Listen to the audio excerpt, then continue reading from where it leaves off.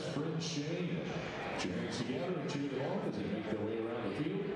For all your farm equipment needs, be sure to visit Sink Farm Equipment in Lexington, North Carolina.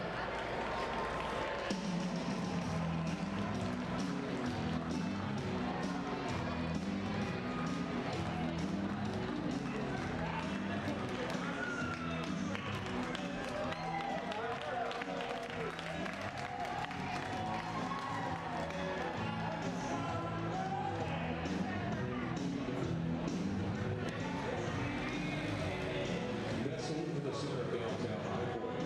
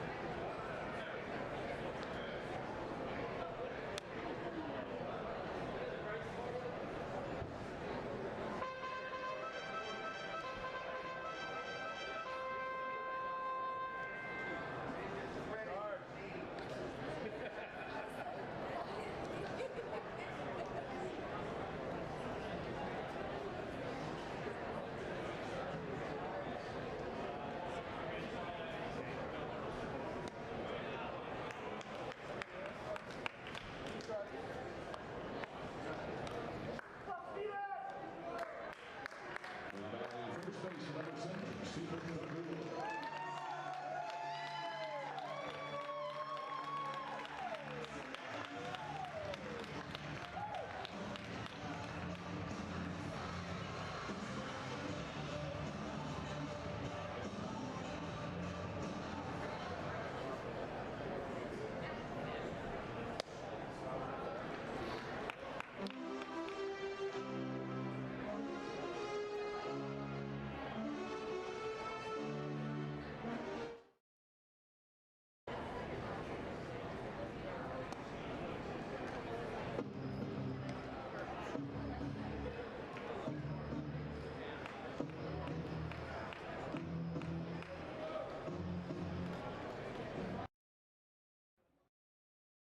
That's down in the dirt. 2 balls and a strike now.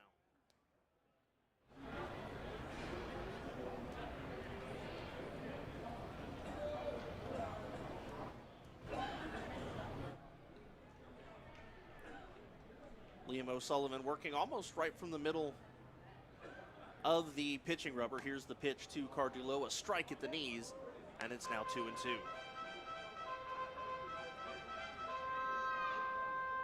Even if Cardullo doesn't, let's say, hit 800 in his first week or even 300 in his first week, it provides protection for Jared Mitchell and Stuart Levy behind him.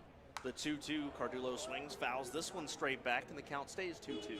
With the loss of Logan Morrison, this lineup really sort of lost its star guy, but you put Cardullo back in, and now he's your guy in the middle of the order, and he's the threat that the lineup brings. Especially when the guy behind him, Jared Mitchell, heating up the way that he has been. All of a sudden, the Rockers have a very viable 3-4 in the lineup. The 2-2 to Cardullo. Reaches out and pokes this one towards second. Racing in is Aklinski, and the throw on to first in time. And that will retire Cardullo and the Rockers in succession in the first inning. We go to the second, and the Lexington Legends are on top of the Rockers 2-0.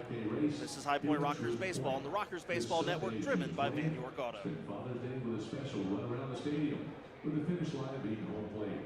Your registration includes a gift bag and tickets to our Father's Day contest against Southern Maryland. You can sign up online at www.highpointrockers.com/5K. Fans, turn your attention to third baseline, where Blue Ridge Company's musical chairs will take place. Let's slow it down to Kaylee and meet our contestants. I'm on the field with Tyler, Garrett, Cannon, and Luke, and they are going to be competing in musical chairs. Are we ready, control room? Hit the music! All right, guys, let's go. When the music stops, you line your chair. Oh, all right. I think Cannon sat down first, so we can have the extra off the field. Thank you very much, and it's time for the next round. Remember, when the music stops, line your chair. Oh, I am so sorry. All right, one more round. This is for the winner, guys. The winner. One chair left. Here we go. Come on, kids, cheer for it. This is the final chair.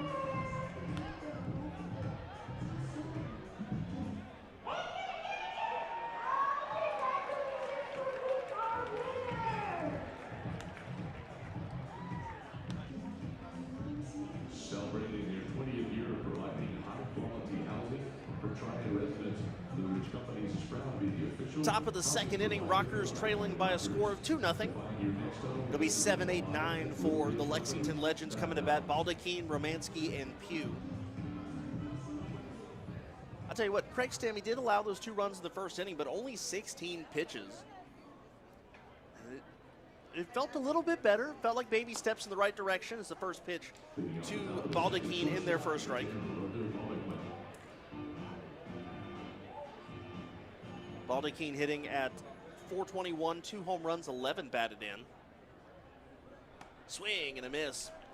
And the count 0-2. You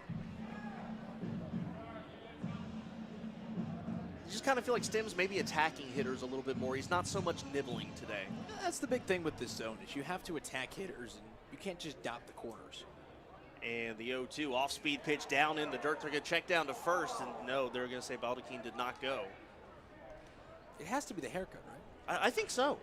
It's vintage Stim now.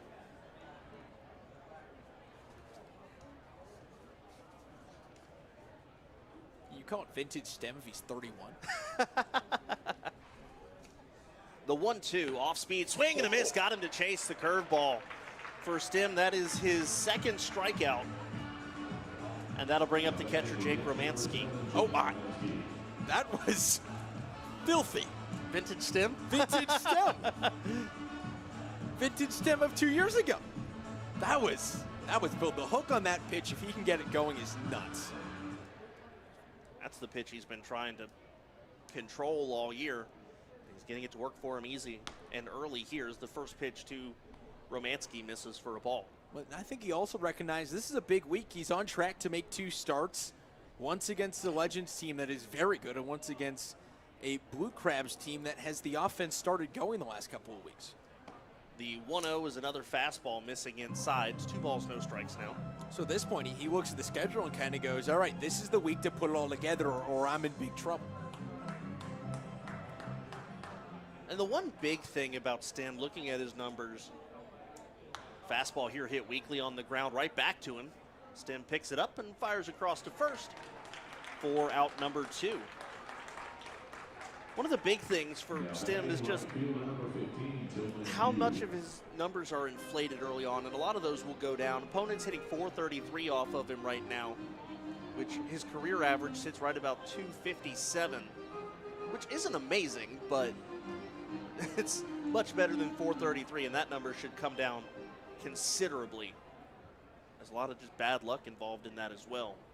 First pitch to Tillman Pugh is down, and the count 1-0. Before his last start, I took a look at his FIP compared to the league average, and the FIP is fielding independent pitching, takes into account just strikeout, walks, and home runs. Pugh fouls this one off of his shin, and the count 1-1. And FIP's on the same scale as ERA. Around 3.3 is good. 4.5 is about a league average. He was at 5.7. Not great, but not 14.5. He's got some bad luck defensively. Balls have sort of just fallen into place. Yes, some balls have been hit hard, but it goes to show you there's a lot of bad luck involved with this. The 1-1 to Pugh. Curveball in there for a called strike. And the count 1-2. And one thing that he told me, we were walking out to the car one night, and he made the comment about at York, he struggles when the weather is less than favorable. And unfortunately for him, did not deal a good card for weather on opening day as that off-speed pitch in the dirt, 2-2. You can't get more perfect of a weather day here. 81 degrees, partly cloudy, blue skies, another day that feels like summer. 2 balls, 2 strikes. The number 9 hitter, Tillman Pugh. Stem looking for a 1-2-3 inning here in the second. Curveball popped up in the infield, should get it. DiSarcina and Alfonso are both there, and it is Giovanni Alfonso, the shortstop, making the catch on the infield pop-up. So a 1-2-3 bounce-back inning for Craig Stem, and we go to the bottom of the second. Rockers trail 2-0 on the Rockers Baseball Network, driven by Van York Auto. Attention to the Jumbotron as we wish a very special happy birthday to our fans. First of all, happy birthday, Will Elder. Also, Micah Allsbrook.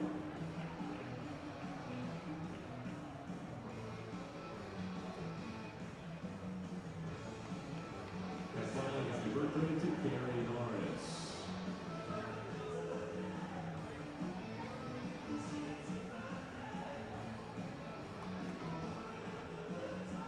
Once again, happy birthday to Will, Micah, and Gary.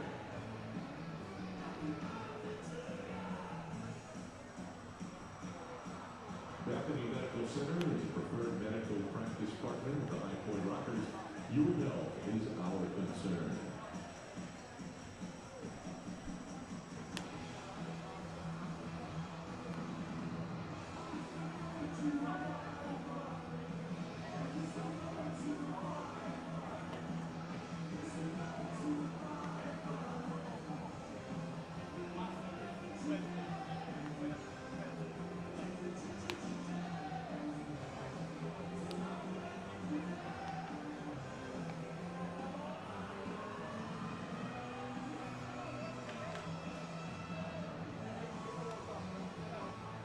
The High Point Rockers trail the Lexington Legends 2-0. It'll be Jared Mitchell, Stuart Levy, Edwin Arroyo, the middle of the lineup here for the Rockers, facing Liam O'Sullivan. O'Sullivan had a rough first start, took the loss in Long Island, gave up 4 runs in 5 innings. A much better outing against West Virginia. Picked up the victory there against the Power on June 5th. So this is his first start in 10 days. They've been dealing with some rainouts in Lexington. In fact, they've had 6 games rained out already this year. The first pitch to Mitchell misses away for a ball. But the thing I wanted to mention is that while O'Sullivan's not a huge strikeout pitcher, he does have an 11-1 strikeout to walk ratio. The 1-0 to Mitchell up high, 2-0. The big thing is attacking guys. We heard Mitch Atkins say this, who similarly has a really good strikeout to walk ratio. When you attack guys, you're always in the zone. It doesn't really leave room for many walks. The 2-0 to Mitchell swings, hits this one into center field, and there to make the catch is Sturgeon in the gap for out number 1. You know, I don't know if you had this, but I had flashbacks to West Virginia where on a ball off the bat of Jerry Saracena, Ruby Silva punched the ball about 30 feet to his left and center. That didn't happen for West Virginia. I'm going to bring up Stuart Levy, hitting 186, 2 home runs, 9 batted in.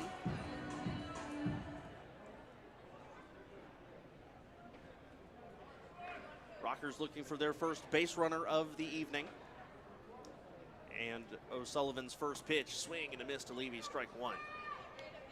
It's time to take a look at your Wake Forest Baptist Health Injury Report. And over the weekend, we were saying how it was the good news report. Yeah, we jinxed that. Yep. We jinxed that so much, so much. We have a couple to tell you about as Levy hits this one on the ground to short. A nice hop there for Baldachin, throws across to first in time for out number 2, and that'll bring up Edwin Arroyo. So the 3 Rockers, Wake Forest Baptist Health Injury Report. John Fasola, a guy that we were talking about, is a guy who could be in contention for that closer role, dealing with some arm soreness right now. We're still waiting to get some more information on that, but is ineligible or inactive tonight. Not inactive, but he will not be playing tonight, to say the least. Unavailable, that's the word I was looking for, unavailable tonight. As the first pitch to Arroyo misses for a ball. Also, Mitch Atkins dealing with a lower body injury and is listed as day-to-day right now. And lastly, if you're listening on the pregame show, we talked about why Michael Russell had missed a couple games this weekend. Well, now we know, as the pitch to Arroyo missing and the count 2-0. Michael Russell had his hand stepped on going back to first on a pickoff play. Stepped on by first baseman Edwin Espinal of West Virginia. And Edwin Espinal is not a tiny guy either. No, he is not. The 2-0 to Arroyo fouls this one off in the count 2-1. And so Jamie told me earlier today that Russell is going to have an x-ray done either tonight or tomorrow, and hopefully they will have more information then. You hope everything's okay with Russell because he's such a good player, and defensively he's probably one of the better guys on this team. The 2-1 to Arroyo takes it down low in the count 3-0. And that is the end of our Wake Forest Baptist Health Injury Report of those 3 players.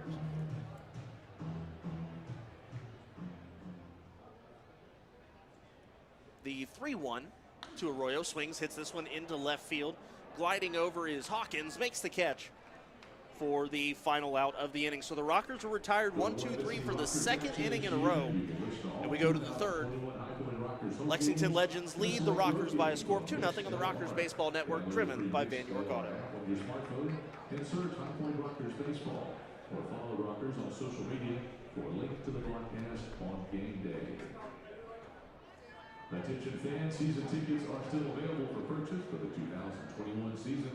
Please visit the sales tent located in guest services, line section 107 for more information. And now get ready to show those pearly whites, fans. Sign for the Smile Cam, brought to you by Dr. Bradley Samuel.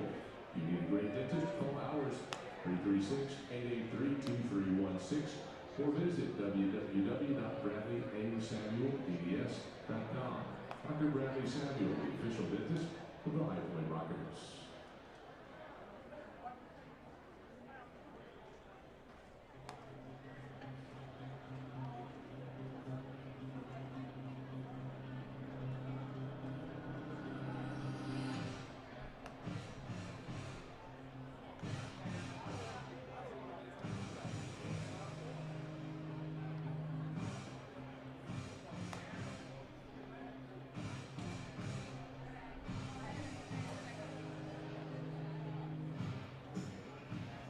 Top of the third inning here at Truist Point. Rockers trail 2-0. The Rockers Baseball Network, driven by Van York Auto. Kendrick Fritz and David Blake here with you on a beautiful, let's say one more time, beautiful Tuesday evening.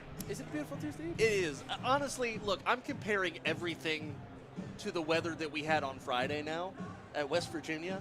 Oh, yeah, that was not good. And so- Pouring rain. It rained for like 3 hours, and we somehow still played the game. I don't know how we major shout out to the West Virginia grounds I was crew about for the to game say. on Friday. I don't know how we got that in. Huge tip of the cap to them. Top of the lineup for the Legends. Back around, it is Sturgeon, Aklinski, and Peterson. His first pitch to Sturgeon misses inside, ball 1. So here's the thing. We talked about it in the first inning. Odd-numbered innings are where he gives up most of his hits. Off-speed pitch down low, 2-0. That's because he faces the top of the order again.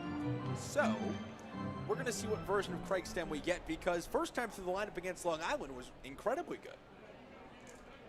This one swung on, hit on the ground to second. Nice hop there for Edwin Arroyo. Throws on to first.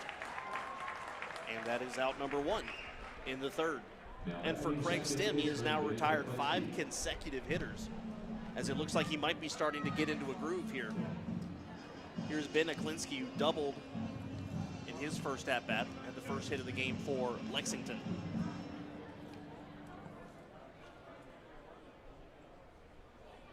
And Stem comes set, ready to deliver the first pitch fastball strike. And this is the Craig Stem that the Rockers were hoping to see, a guy who's getting swings and misses on the breaking ball. He's throwing the fastball for strikes. We knew it was there. It was just a matter of him getting it all put together. As the 0-1 just missing. It was a good-looking pitch, but he didn't get the call. I don't know if you're noticing this too, but it looks like the fastball is a little more giddy up today. And now I heard the pop on Logan Moore's glove. The 1-1 curveball trying to get Aklinski to chase. He does not in the count 2-1. The numbers on Stem's fastball, it's averaging 94. So it's up. It's up. That's up about 2 miles per hour than it was about a week ago. Speaking of the fastball, that's in there for a called strike, and the count 2-2. I don't know if you have any thoughts of how you gain 2 miles per hour in a week, but maybe it's the warm weather, a little bit loosened up, knock the rust off, cutting the hair. I think it's got to be. The 2-2 spikes that one, and the count goes full. Because it seems like the fastball is a little more giddy up. The curveball has a little more snap to it, and a little more bite to it in front of home plate.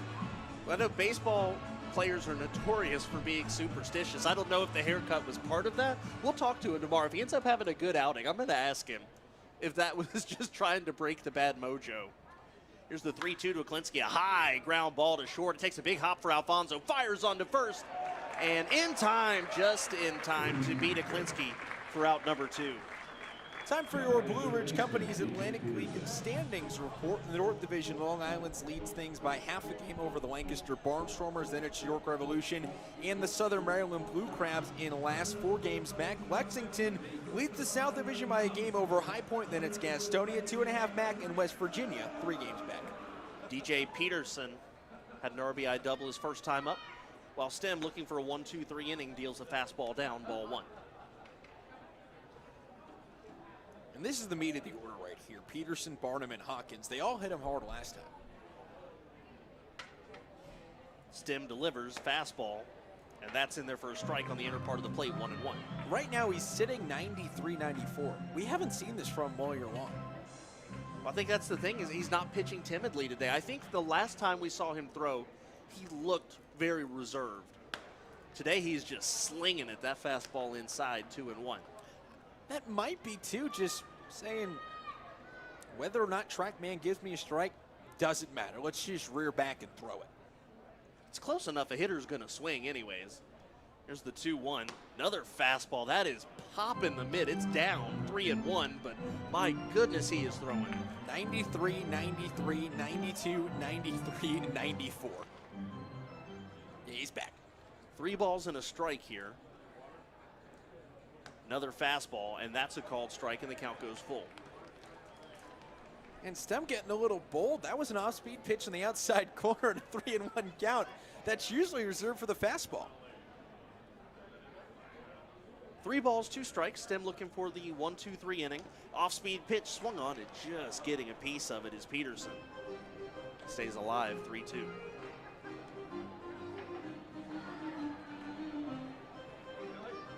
This is a big matchup between the Rockers and the Legends, the two teams that are expected to be the top two contenders for a playoff spot in the South Division. So, you know, they're going to face each other plenty of times through the course of the year, but if it comes down to head-to-head matchups, you got to think these early series are just as crucial. The 3-2 swing and a miss, got him to chase the curveball down. For Craig Stem, that is his third strikeout of the game, and back-to-back 1-2-3 innings. We go to the bottom of the third. Rockers trail 2-0 on the Rockers Baseball Network, driven by Van York Auto. Your child will be playing like the pros in no time. Camps are open to all interested players, ages 7 to 13. Register today at www.highpointrockers.com. Here in High Point, we all know there's a bigger horse race than the Kentucky Derby. And that's right, fans, it's time for the mascot race, presented by Colt. Let's throw it down to Kaylee to get this race started. We are on the field with Alex, and he's going to be showing us how fast he is against height in the mascot race from first base to third base. On the count of three, you all ready to start? 1, 2, 3, go! Fans, cheer for Alex and height! All right, we have Alex in the lead. We have Alex leading out round to third base. Go, go, go! It's coming, it's coming! The mascot race is brought to you by Colt. Proud of its 50-year history in High Point, Colt is a leading manufacturer of upholstery and mattress fabrics. Their newest innovations, lift smart Duval upholstery fabric, and chill. Welcome back to Truist Point. Rockers trail 2-0, bottom of the third inning. Craig Stem looking great today, but the Rockers unfortunately have not been able to figure out Liam O'Sullivan from an offensive standpoint. It'll be Alfonso Moore and DiSarcina, the bottom three in the lineup. And it's been a rough week for Giovanni Alfonso. Has seen his average dip all the way down to 275 now, which is still very respectable. But when you look at what he's done recently, there's some cause for concern. There is, but at the end of the day, you're going to have tough weeks, especially when you're someone like Giovanni Alfonso, who's more of a glove-first guy. A 3 for 21 week isn't terrible. I think he's kicking himself more about the errors last week than anything else. Now the Rockers, I think, did you mention maybe they've committed, 14 errors in the last 6 games. Alfonso has more errors than all the Legends. The Legends have only made 6 errors this year. Alfonso has 7, most of them coming within the span of about 4 days last week. As the first pitch in there for a strike, count 0-1. But the one thing about Alfonso, and if you just watch him in batting practice and on the field in general, he's very much he swings and misses there in the count 0-2. He's a guy where he doesn't let yesterday get to him, at least not outwardly. It's show up the next day and put your head down and go to work, and that's why this team loves him so much. The 0-2 takes inside in the count 1 ball, 2 strikes. Both these pitchers are guys who are really popping the mitt. O'Sullivan sitting around 91 miles an hour, Stem sitting around 94. And a long look in from O'Sullivan. Gio finally steps out.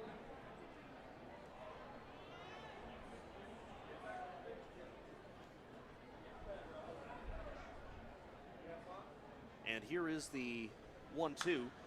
He waits on a pitch and lofts a shallow fly ball into right field. There to make the catch is Pugh for out number 2. Check that out, number 1. That'll bring up Logan Moore, who hitting just 149 now with an RBI.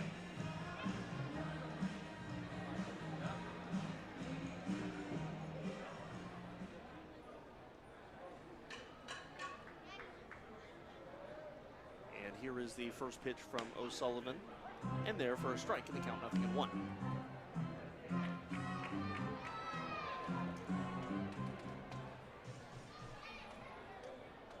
O'Sullivan working quickly. He's already got the ball back and delivers a check swing by Moore and fouls it off down the third base side. The count quickly 0-2. O'Sullivan pitching to a lot of contact today, as the scouting report suggests. Only 1 strikeout so far, and that was James McGowan, the second hitter of the game. Honestly, not a bad crowd here for a Tuesday night. They really filled in within the last 15 minutes before the game started. Fastball down low to Moore, and the count 1-2. Put Cardullo back in the lineup, and I think it's a lot of people excited. You look at the other side of things, you got Keon Barnum as well, 2019 Indy League Player of the Year, and it's nice weather. All those three combined, you get a good crowd, and a lot of smiling, happy faces to see the Rockers back. The 1-2 to Moore. Swing rips this one. A hard shot. Diving play there by the second baseman, Klinsky. Throw on to first in time. And that's out number 2. And I tell you what, for Logan Moore, that's one of those. We saw Jared Mitchell get robbed. I think that's when Logan Moore got robbed. Oh, my goodness. What a play by Klinsky. That was nuts.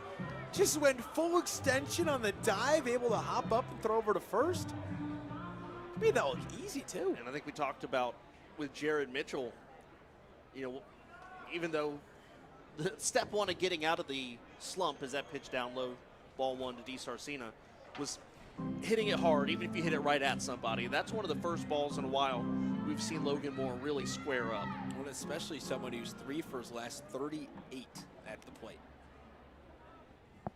And here's the pitch to DiSarcina, a little easier ground ball for the second baseman, Klinsky there. Throws on to first in time, and the Rockers are retired. We go to the 3rd inning. Liam O'Sullivan's retired all 9 Rockers he has faced. David Blake has your play-by-play for the middle frames when we come back on the High Point Rockers Baseball Network, driven by Van York Auto. At 7:30 p.m. right here at Truist Point. Purchase your tickets today at highpointrockers.com or visit our guest services window located on the concourse behind section 107. All right, fans, get ready to dance to Jimmy Buffett's song Finish. The Fan Cam is brought to you by B&H Pool and Patio Shop, celebrating over 50 years of providing high-quality service and all your pool needs in High Point, North Carolina.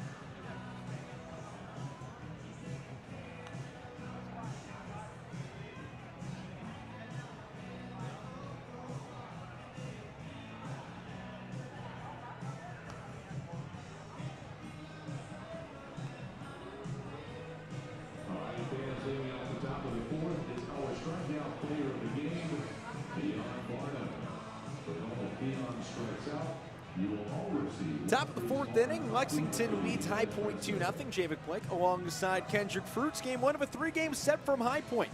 Lexington, winners of 8 of their last 9, red hot, but Craig Stem has done a good job shutting him down in the early going. Keon Barnum stands in for the left side to lead things off. First pitch, fastball, backs him up off the inside corner, 1-0. I think for Stem, that's what you want to do. You're not going to throw Barnum a strike on the inner part of the plate, so back him off a little bit so you can have more options on the outer part of the zone. The 1-0 pitch, curveball, misses low, 2-0. Barnum had what's widely regarded as the greatest American Association season in league history in 2019. The pitch, swing, ground ball, foul. Count goes to 2-1. In 2019 with the Chicago Dogs, hit 31 home runs in 98 games. Hit .311. Only struck out 91 times. The pitch, swing, pop, foul, left field line out of play. 2-2. One thing I've noticed about Barnum, and this is part of what I saw in batting practice today as well, if he wasn't crushing a baseball, he was late on it and hitting it down the left field side. That's one of his problems throughout his career, and one of the things he really worked on the offseason leading into 2019. Pitch, curveball, misses outside, 3-2. And you can tell when Craig Stem's not really happy about a call, he'll snap at the ball when it comes back from Logan Moore. 3 balls, 2 strikes the count, nobody out. Legends up 2-0 here in the 4th. The pitch, swing and a miss down low, strike 3. Barnum goes down swinging. 4th strikeout of the day for Craig Stem. Will bring up Courtney Hawkins. You know, one of the funny things about Craig Stem, he's not really billed as a strikeout pitcher, and most of the year he's not. but occasionally he will have one game where he just goes off. His first game with the Rockers in 2019 ended up setting a season high in strikeouts. Lexington up 2-0. First pitch, swing fouled straight back, 0-1. Courtney Hawkins on the day, 1 for 1, singled in a run home back in the first. And again, except for maybe a couple relievers, you're not seeing a whole lot of guys popping 94 out of the gate. The pitch, swing, line drive, right center. Mitchell and Trejo going over. Trejo reaches out the glove and makes a running catch for out number 2.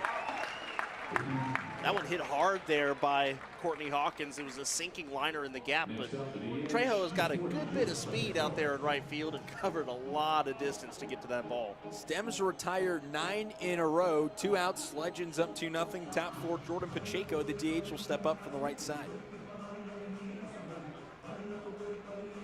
Pacheco today, 0 for 1, was the first strikeout victim from Craig Stem back in the first inning. First pitch, swing, line drive, right center. Mitchell runs over, it'll go over his head. Bounces a couple of times up towards the wall in right center. Pacheco rounds first, now rounds second, heading towards third. The throw comes in, and it'll be cut off right around second by Giovanni Alfonso.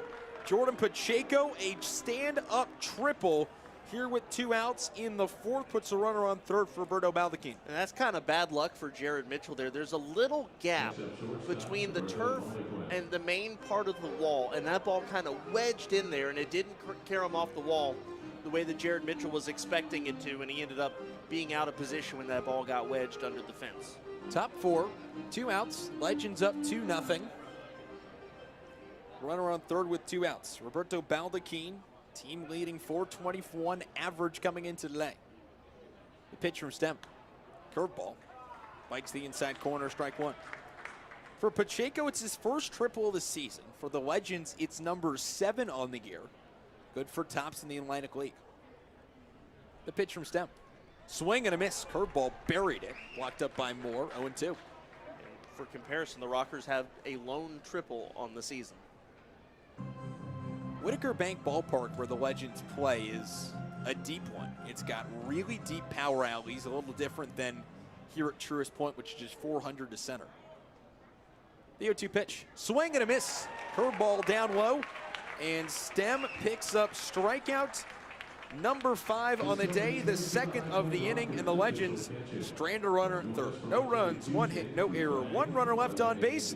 We're through 3.5. Liam O'Sullivan hasn't allowed a batter to reach base. The Rockers will try to turn it around in the bottom half of the inning. Legends up 2-0. This is High Point Rockers baseball, driven by Van York Auto. As we offer delicious food and a great time. Tonight's T-shirt toss is brought to you by Carolina Kia. If you need service done to your car, look no further than Carolina Kia of High Point. Rocker fans, are you? Rocker fans are looking for a T-shirt? Well, get on your feet for your chance to catch a T-shirt.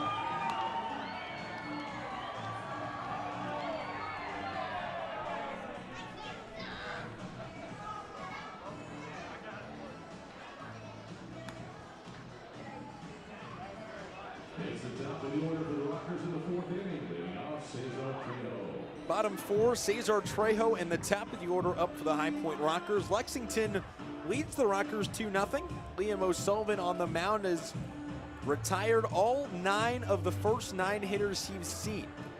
Cesar Trejo will be the first man to face him twice. It'll be Trejo, McOwen, and Cardullo here in the bottom of the 4th. O'Sullivan, the pitch. Curveball, Bites the inside corner, strike one. He's already started to go after Trejo in a different way than the first time up where he was going with the high fastballs. The pitch, fastball, misses outside. 1 ball, 1 strike. Lexington got this started early. Double from Ben Eklinski, double from DJ Peterson, single from Courtney Hawkins brought in the only 2 runs of the ball game in the first. The pitch, swing and a miss. Way ahead on the fastball, 1 ball and 2 strikes. Trejo, a very hard swing on that pitch that just kind of darted down out of the zone.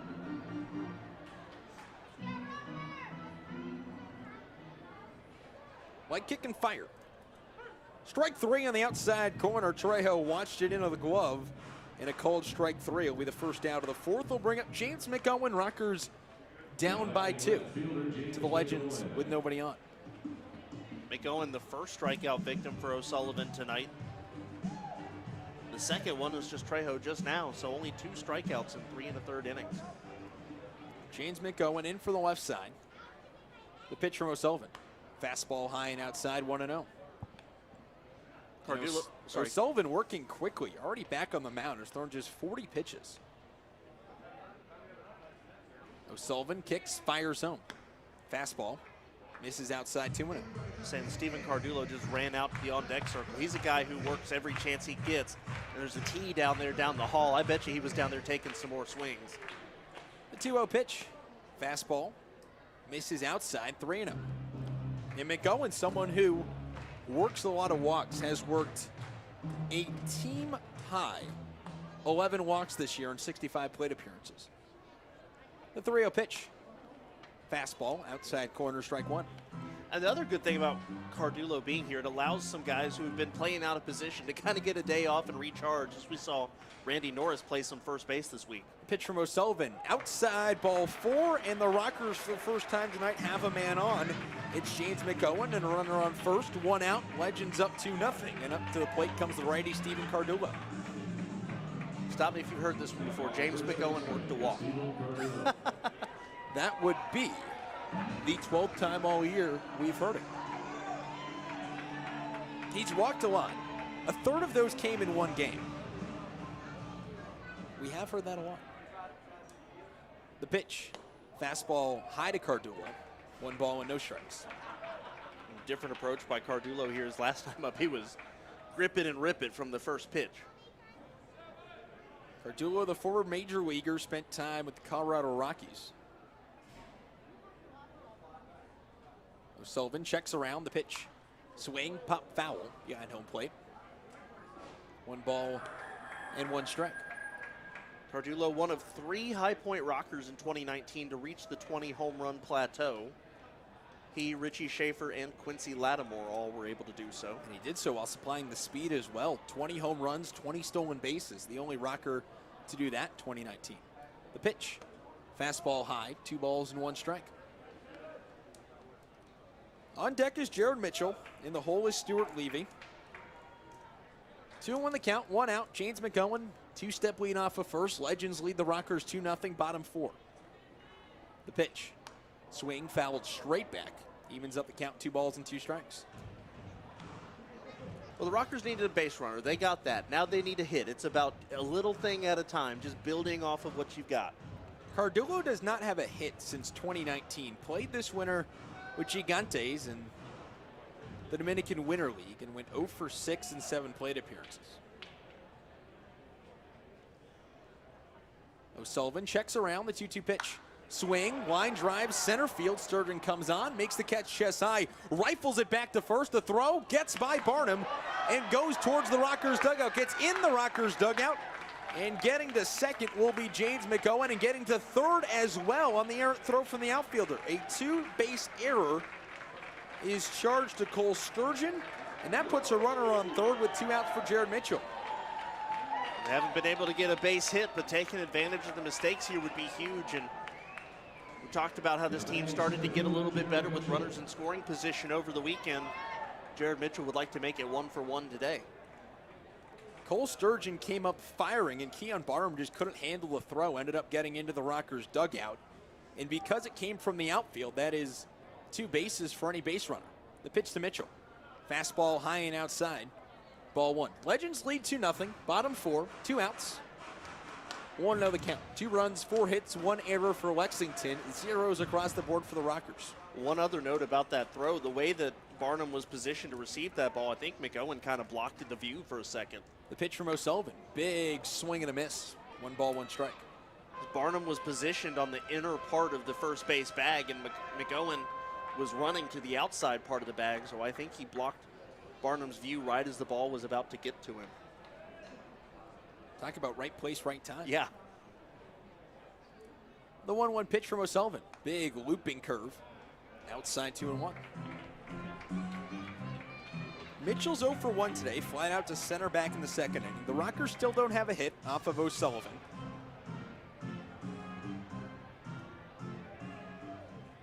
One of 2 kids from Massachusetts in the ball game today, J.R.D. Sarcina. The other one, the pitch, fastball, misses outside. 3 balls and 1 strike. And you know, it's one thing if you have multiple players from California or multiple players from New York, but how often do you get that? Exactly, that's why it's cool. O'Sullivan from Worcester. DeSarcina from Billerica. There's where my Boston accent comes out. 3-1 pitch. Swing and a miss. 3 balls, 2 strikes. Count goes full to Mitchell with 2 outs. Well, let's say if we want to count you, there's 3 people from Massachusetts here tonight. Yeah, one of us isn't playing.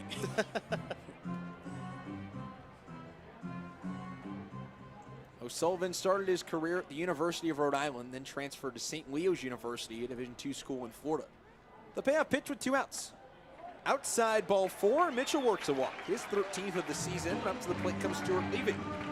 And this is kind of a situation where I wouldn't be surprised, even with 2 outs, if they did give Jared Mitchell the green light to run here. Try to get something going offensively. Levy's a guy who's got power, but he's only hitting 186, so maybe by putting Jared Mitchell in motion, it could kind of jumpstart something offensively. And the Rockers today have really run up O'Sullivan's pitch count. It's now at 56. He started the inning at 38. It's been a long inning for him. First pitch, big swing and a miss, strike 1 to Levy. Fastball outside corner. Legends up 2-0. 2 outs. Runners at the corners for the Rockers.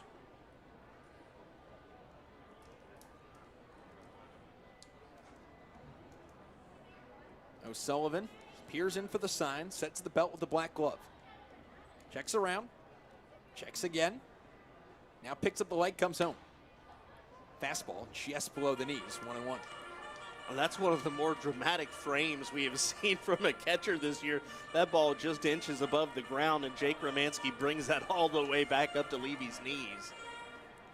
Stuart Levy last week, 4 for 22, home run, 5 RBIs. Check back towards first, and dancing on back is Jared Mitchell.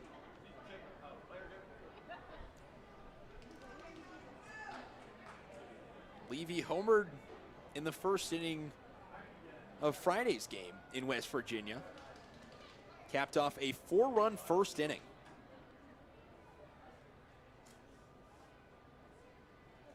The 1-1 pitch. Fastball outside, 2-1. And that was really the big thing to kickstart the series on Friday for the Rockers. They were facing David Kubiak, who had historically been dominant in the Atlantic League. But then you go out, score 4 runs in the first inning, and cruise to a 7-2 victory. And at that point, even if you lose game 2, you're still thinking in your head you can take the series. And they did, in big fashion on Sunday. The 2-1 pitch. Swing, fouled straight back, 2-2.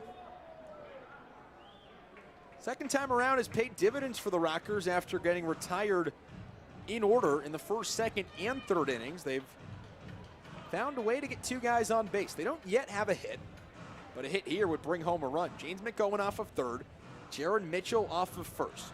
The right-handed DH today, Stuart Levy at the plate. He's 0 for 1.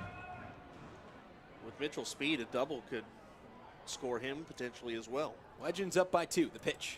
Curveball outside, 3-2. The Rockers, it seems like, are just working better counts and better at-bats this time around. First time around, O'Sullivan was getting guys out quickly, but this time around, it seems like they're really working at-bats and getting deep into counts. 3-2 the count, 2 outs. Mitchell will be off with the pitch. Check back towards first, sidearm delivery, diving back in time is Mitchell. Yeah, I think that the Rockers hitters realize that McOwen was really taking advantage, or O'Sullivan rather, was taking advantage of their aggressiveness. So now they're trying to work him a little bit, and it seems to be playing to their advantage. The payoff pitch, runner goes. Swing, fly ball, right field. Pugh back a couple of feet towards the line, makes the catch. And that is out number 3. The Rockers get 2 men on, but can't find a way to bring him home. No runs, no hits, no errors. 1 error, check that, and 2 runners left on base. We're through 4 complete extras. Point Legends lead 2-0. We'll be back after this on the Rockers Baseball Network, driven by Van York Auto. To the Jumbotron. Be sure to shout out your answers.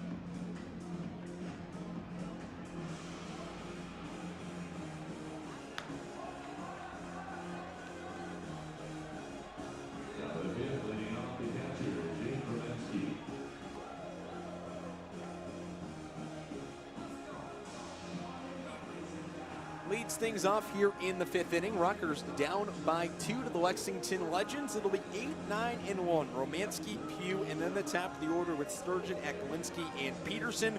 Craig Stem on the mound, and after the first inning, he's allowed just a single runner to reach base, and that was a 2-out triple from Jordan Pacheco, and promptly left him stranded after striking out Roberto Baldacci. Yeah, Stem today, 5 strikeouts. Coming into today, had 6 and 3 starts. Pitch from Stem. Swing, ground ball to short. Alfonso gets it on a hop, throws to first.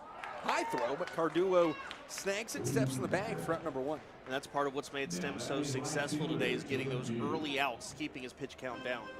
I think one of the big things, too, with Stem is Tillman Pugh comes up to the plate, 2-0 the score. Top 5, Lexington up in this one.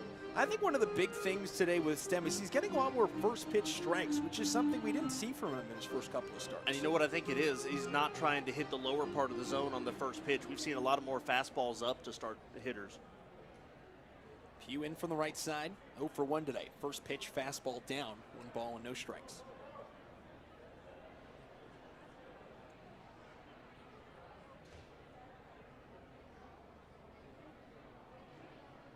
The 1-0 pitch. Fastball inside, turns him around, 2-0. Top of the 5th inning, time for today's trivia question, brought to you by Bethany Medical Center. Your health is our concern. Today's trivia question is, from what city in Florida? The pitch. Swing and a miss. Pugh turns himself around. Count goes to 2-1. What city in Florida did the Lexington Legends relocate from to become the Lexington Legends in 2000? I know that one. The 2-1 pitch. Swing, grounded off of home plate, back to the mound. Coming in is DeSarcina, kicks it around forward, and Tillman Pugh will reach base. I really thought that ball might have hit off the Pugh at first, but I guess they're saying it hit the home. It bounced very weird, its first hop, so it was right next to the plate. It must have hit off at the plate, though. At the top of the order, center fielder, Cole Sturgeon. As Cole Sturgeon comes up, back to the top of the order. Top 5, Legends up by 2. They scored both of their runs in the first inning today. We'll see what they rule it as. DeSarcina came in on it. He has 3 errors this year. He's charged with it. It'll be number 4. Stem sets the belt, the pitch. Curveball, low for ball 1. But make sure to join in on our trivia question tonight. You can jump in on the MixLR chat room, give us your answers, or You can tweet us on Twitter at Rockers Baseball if you think you have the right answer to tonight's trivia question. We'll reveal the answer on the 7th. The pitch, swing, grounded, foul. The count evens up 1 ball and 1 strike. I'm going to guess they're going to call that a hit to DiSarcina. He had to come in on it, make a barehanded play. Still haven't scored it yet, but I think for me that's an infield base hit. You almost have to. That was a tough play for DiSarcina. There are only a couple of people who would regularly make that. They're named Nolan Arenado and Matt Chapman. The pitch, fastball, letter high, called strike 1. Cole Sturgeon up from the left side. 0 for 2 today. Counts at 1-1. They have not ruled anything official yet. And they will give him a hit. The pitch, swing, fouled back. Sort of a lazy swing on an off-speed pitch, and the count goes to 1-2. And for Stem, his next pitch will be his 65th. But for Stem, getting into the 5th inning is a big thing. Well, I was saying he has a chance to maybe go 7 today. And for him, that would be a huge bounce-back start. So they do rule it as a hit for Pugh. Stem sets the belt, comes home with the pitch. Swing, pop-up, left side of the infield. DiSarcina and Alfonso converging. Alfonso calls him off, makes the catch for out number 2. 2 outs, 1 on. Rockers down by 2 here in the 5th. Ben Aklinski comes up to the plate. One of maybe the biggest surprises in the Atlantic League in 2021. Hit 196 in high A with the Clearwater Threshers in 2019 in the Phillies organization. Got released, went to Australia, hit just 210 there, and has been tearing up the Atlantic League. The pitch, swing and a miss, fastball outside corner, 0-1. Aklinski, in the projections done by ALPB Roundup, which is the statistical side and more analytical side of the ALPB news spectrum. Stem sets at the belt. Checks first, comes home with the pitch. Fastball low. 1 ball and 1 strike. Aklinski was projected a 170 average, a 490 OPS, and a WAR of 0.2. Right now his OPS is 1.260. A good OPS is 800. Curveball misses low, 2-1. Stem having to go with a lot more fastballs here with a speedy Pugh at first base.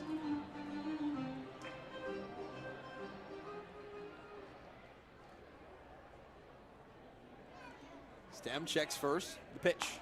Fastball. Inside corner, called strike, 2-2. Now with 2 strikes, you're not so much worried about the base runner, and you can really go back to your original game plan. When you talk about the speedy Pugh, this is a team that doesn't really utilize any speed it has just 4 stolen bases this year. More the threat of running than the actual act of doing it. 2-2 the count, 2 outs. The pitch. Fastball, outside corner, just misses off the plaque, and we go full 3-2. And another one that Stem snaps at, getting the throw back from Logan Moore as he was a couple of steps off the mound towards the Rockers dugout, thinking it was strike 3. Stem from the right side. Peers in with all 6'5" of them. The payoff pitch, runner goes, swing and a miss, curveball down low, and Craig Stem's magnificent bounce back night continues. Now has 6 strikeouts through 5 innings, no runs, 1 hit, no errors, 1 runner left aboard. Since the first inning, it has been zeros across the board for Lexington. 2-0, we head to the bottom of the 5th inning. We'll be back after this in the Rockers Baseball Network, driven by Van York Auto. Fans, direct your attention to the field where you're about to witness the most exciting game of rocker ball. Brought to you by Wake Forest Baptist Health, My Point Medical Center. Be sure to cheer them on. Let's throw it down to Kaylee to get the game started. I am on the field with Cohen and Gray, and they are going to be playing rocker ball. That's 2 out of 3 wins. On the count of 3, you guys are going to start. 1, 2, 3, go! Keep going, keep going. You can't get one without the round. All right, all right. Go!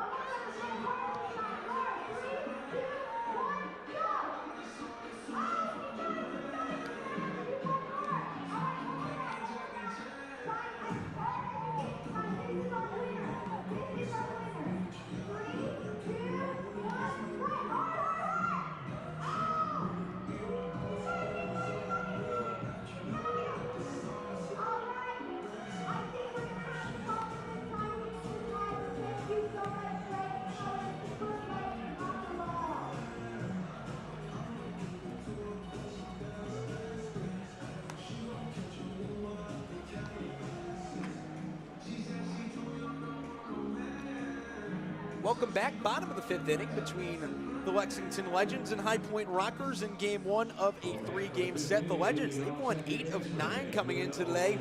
They hold a 2-0 lead over the Rockers. Edwin Arroyo, Giovanni Alfonso, Logan Moore, 6, 7, 8 in the order against Liam O'Sullivan, who's pitched 4 innings, hasn't allowed a single run today. No hits, no runs, 2 walks, 2 strikeouts. First pitch of the inning. Swing and a miss, strike 1, curveball low. Edwin Arroyo, like just about everyone else in this lineup, 0 for 1. Flying out to left last time he was up. The Rockers have had 2 men aboard, both of them off of walks, and they've both been stranded. The pitch, bunt shown, pulled back, called strike at the letters, 0-2. Edwin Arroyo, the highest active batting average on the team. The team lead is still technically held by Logan Morrison. And we've talked about it a couple times this year, the different qualifiers in the Atlantic League. He will be the leader until game 38. The 0-2 pitch, curveball high, 1-2. Unless somebody goes on a hot streak here. Unless, exactly, someone raises the average above 370. 0-2 the count, nobody out, nobody on. The pitch, fastball low, 1-2. Edwin Arroyo is a very interesting hitter in the sense of he's very aggressive at the plate, but also he's very good just poking one through in a defensive situation. And by defensive, I mean protecting the plate with 2 strikes.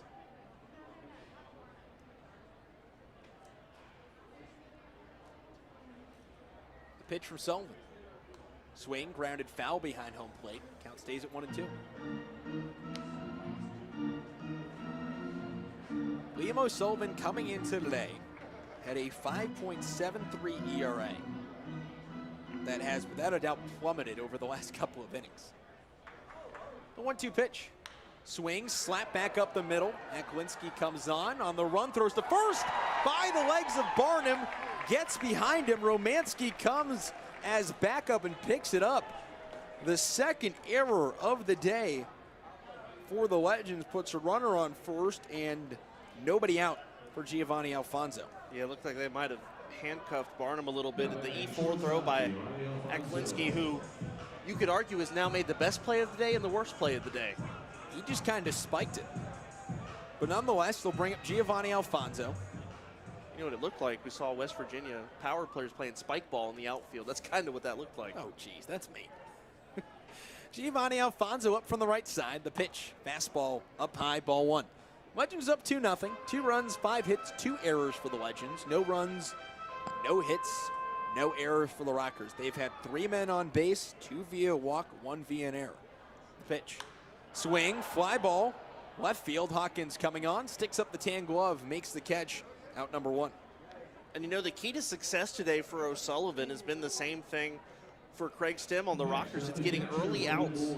You know, the deeper he goes into an at-bat, the more he tends to struggle a little bit. But for Liam O'Sullivan, when you get those first outs, or first pitch outs, second pitch outs, not only does it prolong your day, but, you know, you're relying, it's that pitch to contact kind of style. Pitch count for O'Sullivan at 70 pitches through 4 1/3. The pitch, fastball outside, 1-0 to Moore. Moore's 0 for 1 of the day. Grounded out to Aklinski. And to say grounded out would probably be the understatement of the day. He lined a shot. Ben Aklinski went full Sports Center mode and made a play. Off of first, Arroyo. He dances. O'Sullivan doesn't pay any attention. The pitch, fastball outside. Count goes to 2-0. Arroyo, a very selective base stealer, though. Much like these Lexington Legends, it's not a guy who's going to steal a whole lot. He just has a high success rate when he does. He also just loves to get in the pitcher's head. We saw this all weekend in West Virginia. He just dances and dances and dances and gets in the pitcher's head. About a 2-step lead. O'Sullivan checks back once. The pitch, fastball, misses outside, 3-0 now. You know, we're talking about seeing signs of life from Logan Moore. The hard hit ball last time is one of them. The other one is he's seeing the pitches well. He's seeing the strike zone well. That's indicative of the walk rate this year. Has either struck out or walked in 57% of his plate appearances. And most of his strikeouts have been swinging. He knows which pitches to lay off of. The 3-0 pitch, fastball, inside corner, strike one, 3-1. 2-0 the score. Lexington got all of their runs in the first inning. Ben Aklinski doubled, DJ Peterson doubled him home, and then Courtney Hawkins singled home Peterson. Check back towards first, diving back in time is Arroyo.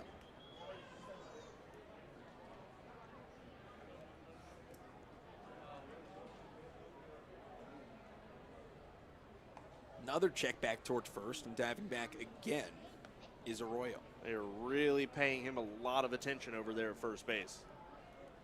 Not a lot of stolen bases against for the Legends. Just 7 total attempts. 6 of them have been successful. The pitch from O'Sullivan. Fastball low, ball 4, and that puts 2 on for the rookie Jared Sarcina. 2 on, 1 out. Tying run at first. Go ahead run at the plate and Cesar Trejo. Legends up 2-0, bottom 5, 1 out. Check that. Tying run up in Jared Sarcina. Cesar Trejo is on deck. Wearing 35 today. Wearing 35 today, exactly. If you missed the first game at West Virginia, Cesar Trejo did not have his uniform and had to be given 65 for the day. Pitch to Sarcina. Swing, ground ball to third. Peterson to second for 1, on to first, and Worcester, Massachusetts beats Barnstable, Massachusetts. 5-4-3, the double play ends things here in the 5th. No runs, no hits, 1 error, 2 runners, 1 runner. Check that, left aboard, and we're through 5 at Truist Point. Liam O'Sullivan has a no-hitter going. We head to the top of the 6th inning. Legends up 2-0 on the Rockers Baseball Network, driven by Van York Auto. And get your child started on the path to success today. Fans, the Cricket Wireless Roll of Honor, located in Section 104, is in recognition for the service men and women who put on the uniform of our armed forces and stand ready to defend the grateful nation. Included in these seats is our POW MIA seat, which will always remain unused in honor of those that have not come home. Please rise if you are currently serving or have served in our armed forces.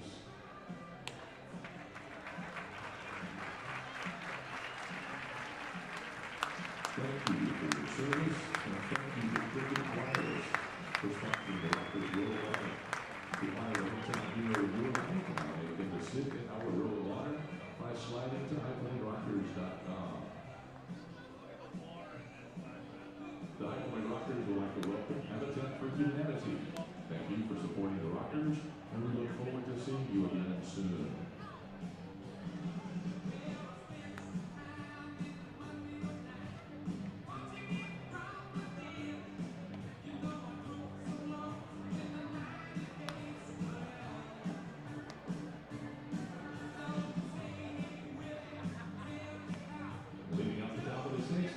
Top of the 6th inning, it'll be the middle of the order up for the 3rd time against Craig Stem.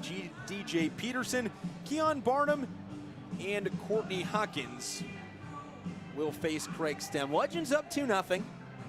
Liam O'Sullivan's been fantastic. He has a no-hitter currently through 5 innings as Peterson steps up from the right side. Stem today has allowed just 2 hits after the 1st inning. The pitch.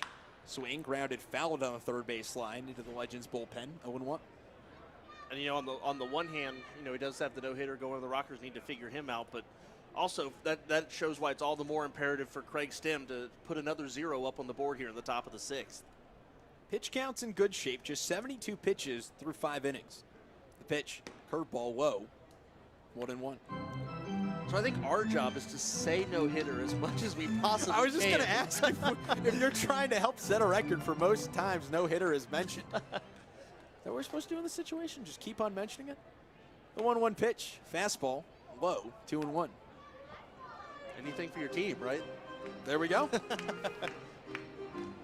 DJ Peterson, a native of Chandler, Arizona, went to the University of New Mexico. The 2-1 pitch, fastball low, 3-1. I was going to say, though, in all seriousness, I think from what I've seen today, Craig Stem's stuff has been just as good, if not better, than Liam O'Sullivan's tonight. Liam O'Sullivan has just been the victim of great luck. The 3-1 pitch. Swing, ground ball through the left side of the infield, base hit to left. DJ Peterson's 2 for 3. That'll bring up Keon Barnum with a runner on. But you know, for guys like Peterson and Barnum, I think if you keep a ball on the ground, even if it gets through for a base hit, that's a win for Craig Stem. They don't run particularly hard. Peterson, Keon Barnum is a healthy 6'5", 225. Courtney Hawkins is 6'3", 245. Even DJ Peterson, 6'1", 210. So it's not like they're going anywhere. And interestingly enough, I'll finish that after this pitch. The pitch to Barnum. Big swing and a miss. Fastball outside corner, 0-1. DJ Peterson's single just now was the first leadoff base runner that Craig Stem has allowed today. And that was a big problem for him his first 3 starts. He really couldn't seem to get through an inning without at least one base runner on. The 0-1 pitch. Fastball. Inside backs him up. 1-1. Barnum today 0 for 2. Flied out to left in the first. Struck out in the fourth. Legends up 2-0, top of the 6th inning. The pitch, swing, ground ball, back up the middle, base hit center field. Peterson stops at second. Back-to-back singles put Peterson in scoring position. Keon Barnum at first. For Courtney Hawkins with nobody out, Legends up by 2. Again, same thing I just said. Even though the Legends have put a couple of hits together, not only did you keep Keon Barnum in the yard, but you kept it on the ground. I think that's a fantastic result for Craig Stem. Up comes Courtney Hawkins from the right side.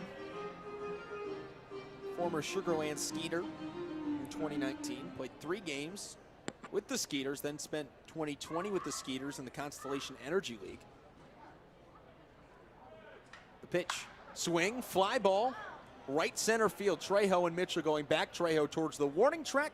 Backs up his back to the wall, makes the catch. Tagging from second is Peterson. He'll arrive at third.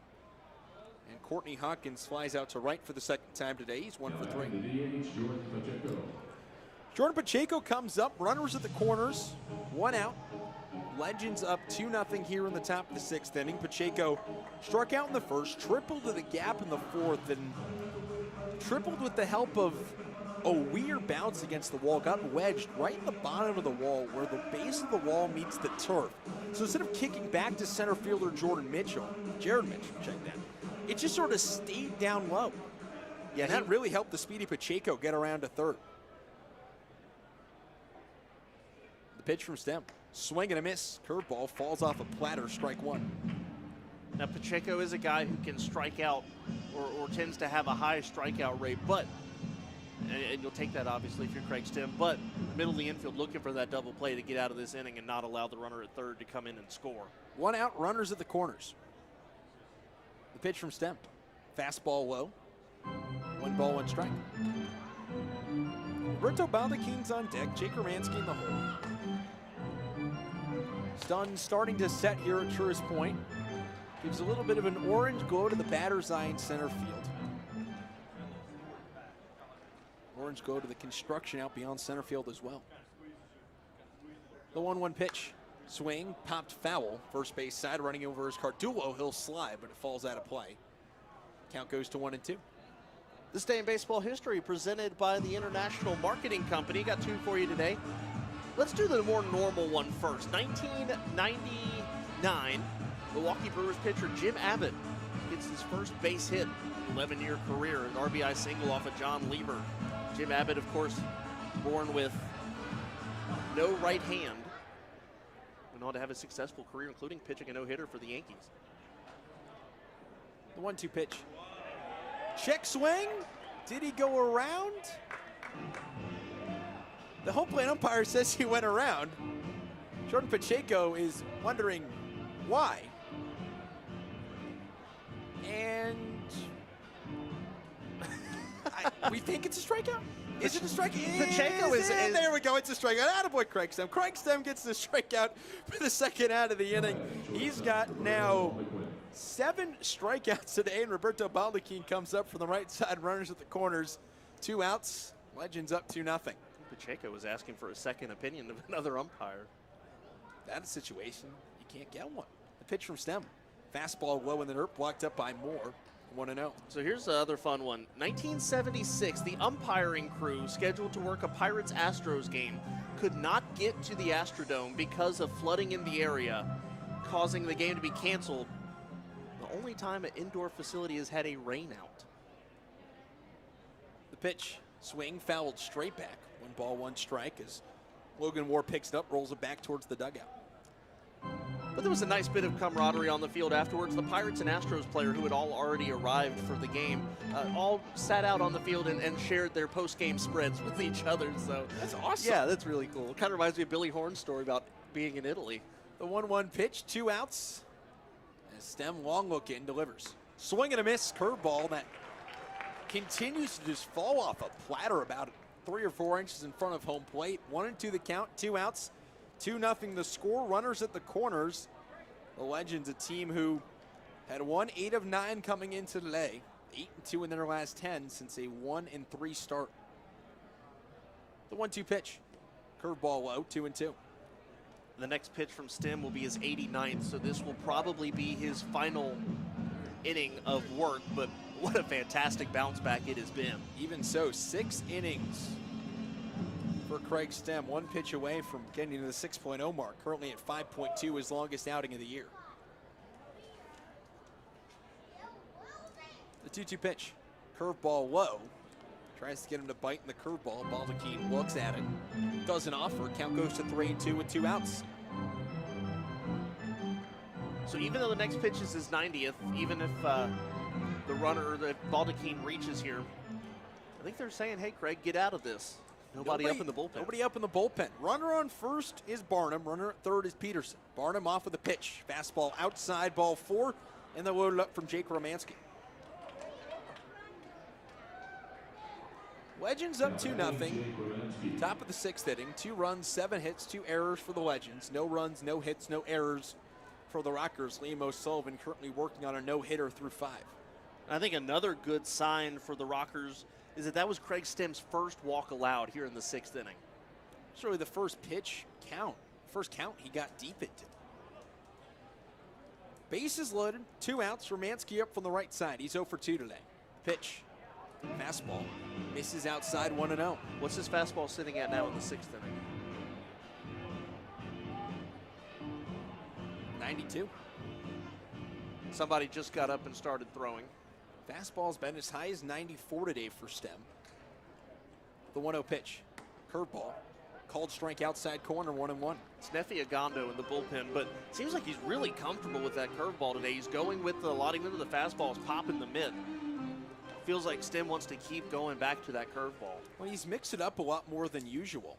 Has thrown the curveball 36% of the time. It's usually 70% fastball. The pitch, swing, grounded back to Stem. Picks it up, throws home for the force outs. Into the glove of Logan Moore, and that will end the inning. Craig Stem gets out of it. Fielder's choice from Jake Romanski gets him out of it. No runs, 2 hits, no errors, 3 left to board, and another 0 on the scoreboard for Craig Stem. We're through 5.5. Rockers coming to bat looking for their first hit of the night on the Rockers Baseball Network, driven by Van York Auto. There's my boy, Craig. Guilford Technical Community College offers a great education, offering quality, affordability, and support. Choose GTCC. Choose success. Learn more at www.gtcc.edu today.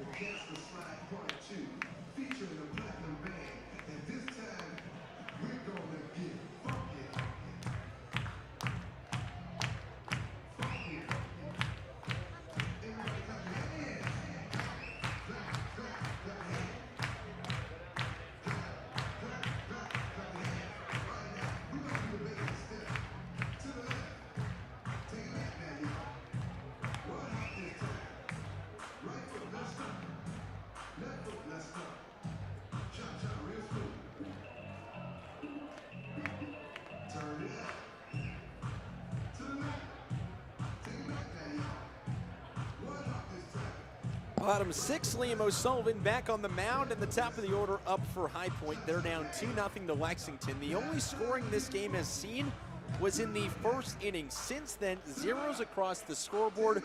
2 runs, 7 hits, 2 errors for Lexington. No runs, no hits, no errors for High Point. It'll be Cesar Trejo, James McGowan, and Stephen Cardullo against O'Sullivan, who's thrown a no-hitter through 5 innings and has thrown 76 pitches. All right, I have a thought.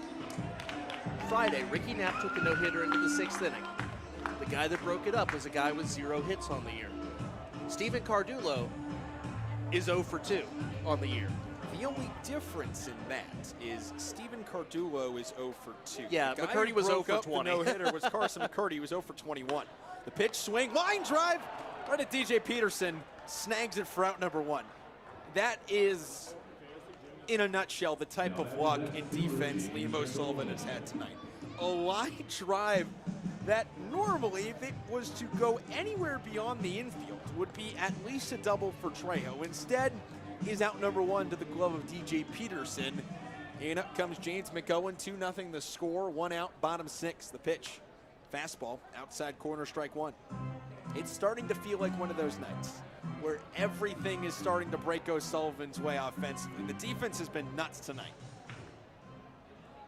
Pitch, swing, fouled straight back. Count goes to 0-2.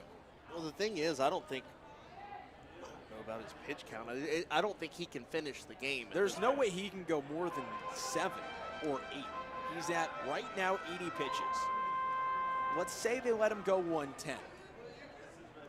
That's still maybe the 8. Maybe the 8th, the pitch. Fastball low, 1-2.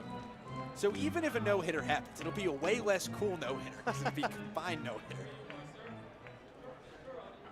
1-2 the count, 1 out.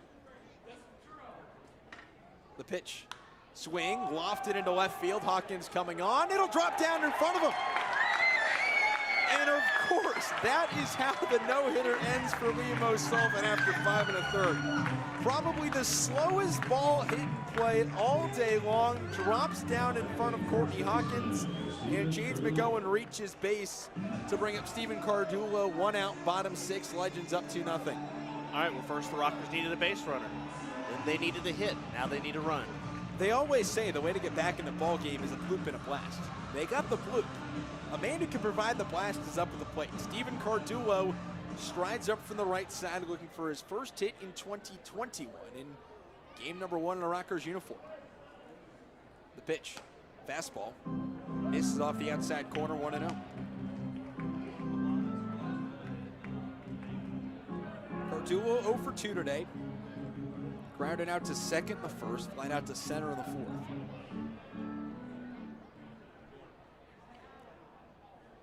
The 1-0 pitch. Swing, fly ball, left field, going back is Hawkins to the track, and there's the blast! Stephen Cardullo, welcome back! Goes big fly to left, and we're tied up at 2 of the 6th.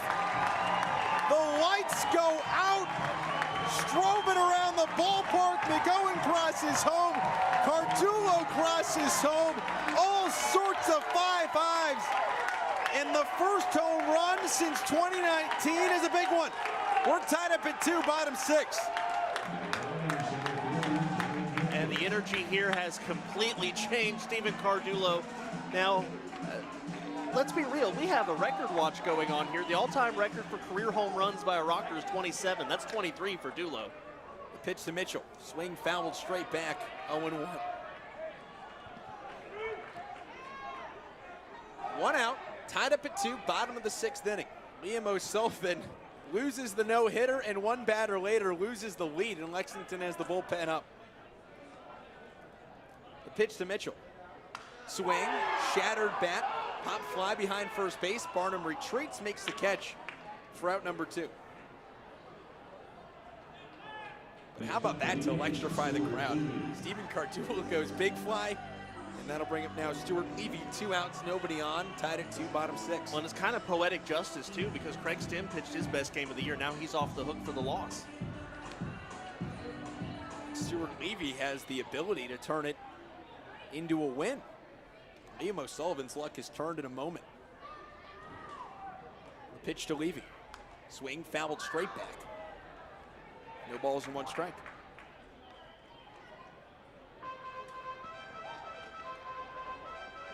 If you're just joining us, welcome.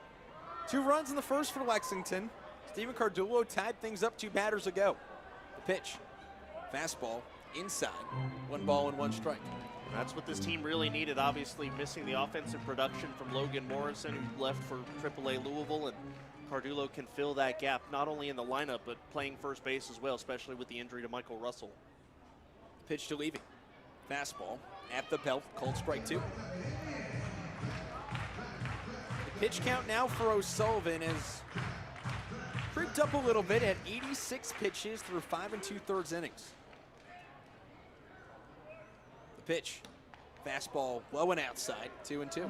With yesterday being a universal off day, you've got to think the bullpen is almost entirely available. My only guess they would not use would probably be Joe Johnson, who pitched 2 innings on Sunday. Maybe Chafee as well. The pitch, swing fouled straight back.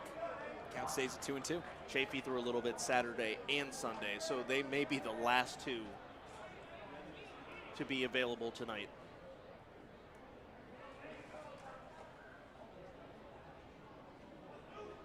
2-2 the count.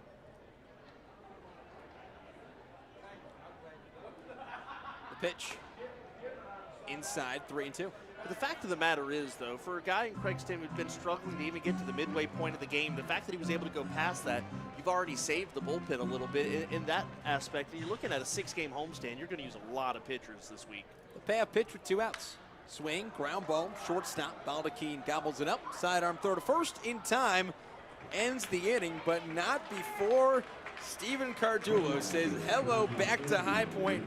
A 2-run bomb to left field to tie this thing up at 2. 2 2 hits, no errors, nobody left on base. We're through 6, all tied up at 2. Kendrick Furch is your play-by-play when we return. This is Rockers Baseball, the Rockers Baseball Network, driven by High Point, by your Van York Auto. Dizzy Barracks, take it away, David. I have Seth and Antonio down here on the field with me. They're going to be competing in dizzy battle. They are going to spend 10 times, and then the first person to hit my hook wins. Are you ready? 3, 2, 1, go! We've got 1 spin, 2 spins, 3 spins, 4, 5, 6, 7, 8, 9, 10. Go, go, go! And we have our winners. Congratulations, you guys.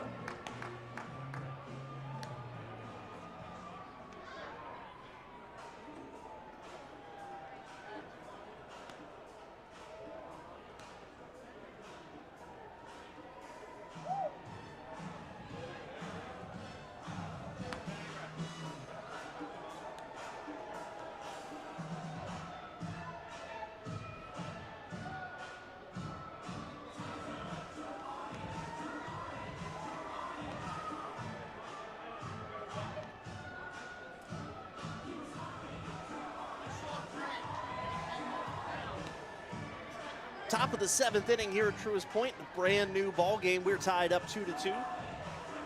Thanks to a familiar face, Steven Cardullo, 2-run home run, the bottom of the 6th inning.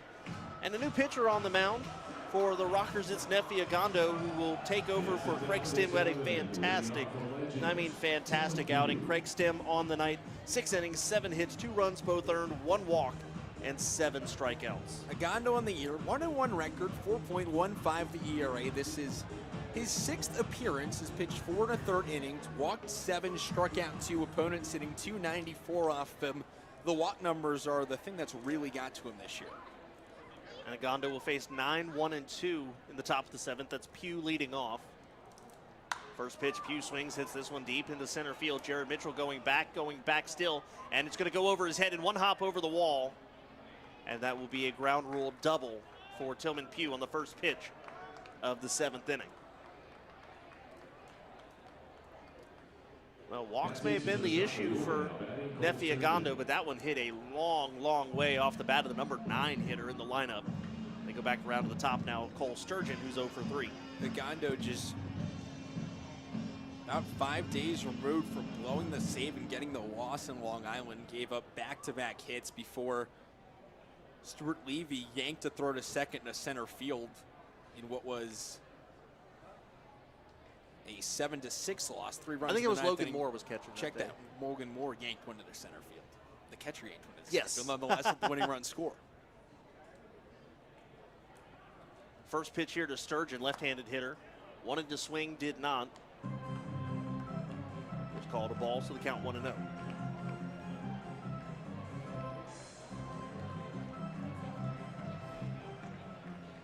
Rockers looking for the shutdown inning here. They just scored 2 in the bottom half of the last inning. They'd love to keep the momentum on their side. That pitch swung on, or inside rather, they say did not go around, and the count is 2-0. Agondo pitched a couple of days ago at West Virginia as well. Ended up walking 2 guys, but got a double play to get out of it. That one misses outside, 3-0. Line score right now, 2-8-2 for the Legends, 2-2-0 for the Rockers, and that's 0. We talked about the 0 in the hit column for the longest time. How about the 0 in the errors column for High Point right now, a team that struggled defensively last week, committing 5 errors Thursday, 4 on Saturday. So that's a 4-pitch walk to Sturgeon, and the first 2 runners are aboard here for the Legends. But the defense for the Rockers has showed up to play tonight. Defense has played well. The problem is now, after tying this thing up, you have all the momentum in the world. Don't give it right back. Ben Aklinski comes up 1 for 3 today with a double. Runner at second is Pugh. Runner at first is Sturgeon. And Agondo ready to deliver first pitch here to Aklinski. Spikes that one. Good block there by Logan Moore, and the count 1-0. Agondo started off the year absolutely untouchable on the mound, and then just the last week or so, it has been anything but smooth sailing. At least 2 walks in each of his last 3 appearances. The 1-0, that's inside, 2-0. Still somebody up milling around in the Lexington bullpen. You've got to think O'Sullivan is done after 6 innings. Pitch count for him at 92, so yeah, you'd think he's probably done. Frank Viola already coming out to have a word with Agondo. As the only strike he has thrown so far was hit for a double. So one strike out of 7 pitches. It's not what you like to see. Really quickly, while we've got a moment, just want to remind you about tomorrow. It's vaccination night here at Truist Point. Show your vaccination card at the box office, and you get a free outfield seat ticket. So awesome. You get protection from COVID and get to enjoy a baseball game for free. Come out, bring your vaccination card, get your free ticket, and it should be a great game. Luke Westfall on the mound tomorrow night for the Rockers, and he's been absolutely fantastic all year. You'll get treated to a great baseball game as well, no doubt. And we joked with the power that Lexington has and now the added power of Cardullo, the outfield might be where you want to sit, as that pitch a called strike to Aklinski, 2-1. There's some kids out there we can see from our Brownwood-Cass location right to the right of home plate up the first baseline. There are about 4 or 5 kids out there, pretty smart. They wanted to get some home run balls. I think with Keon Barnum, you want to sit down the right field, or down the right field line. So if you'll doink one off the scoreboard. This one's popped up in the shallow right center field. Trejo running in and making the catch for out number 1. And that's a big thing there for Nephew. Just calm down, get the fly ball, get the out, and then you can start attacking guys. Because getting the confidence back is such a big thing, especially on a batter-to-batter basis. Left-hander up in the bullpen for the Legends. I believe it is Robert Carson. Rockers have a right-hander up in their pen, which I think looks like Halbon. Off-speed pitch from Agondo to Peterson up high for a ball. Robert Carson hasn't pitched in 9 days. This is a team that's played 2 games since the 9th of June. It is now June 15th. They got a lot of rain last week.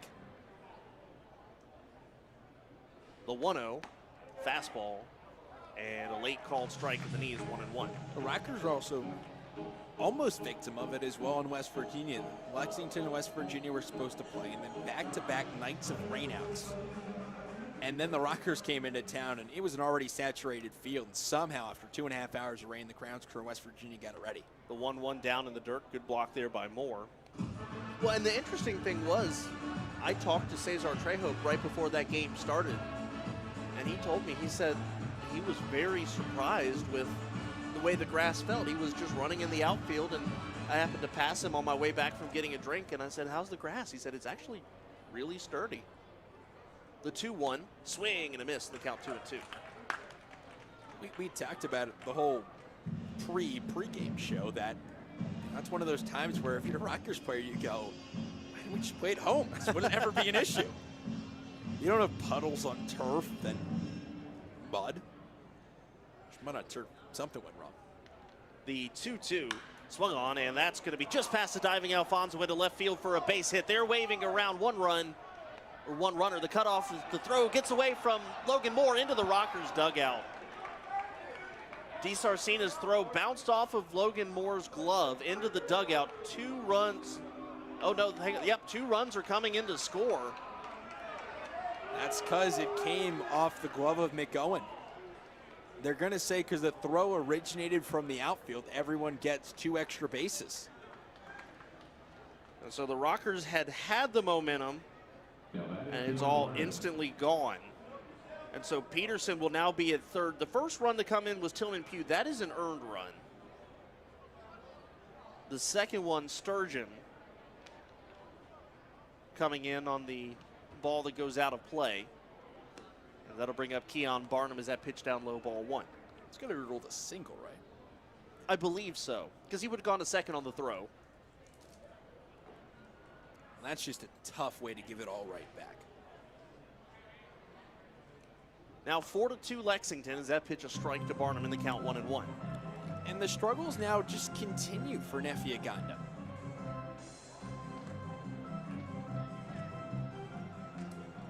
Runner at third base, 1 out. Lexington leads by 2. Here's the pitch, big swing, and Barnum goes down on a knee. Trying to put 2 more on the board, but it's now a ball and 2 strikes. He could not catch up to that Nefiagando fastball. Still waiting on the official scoring of that last play. Here's the 1-2 to Barnum. Curveball swung on, that's hit a long way. Jared Mitchell takes a couple steps and then says forget about it. I think Keon Barnum might have just left the stadium with that one. It is now 6-2 Lexington at the top of the 7th.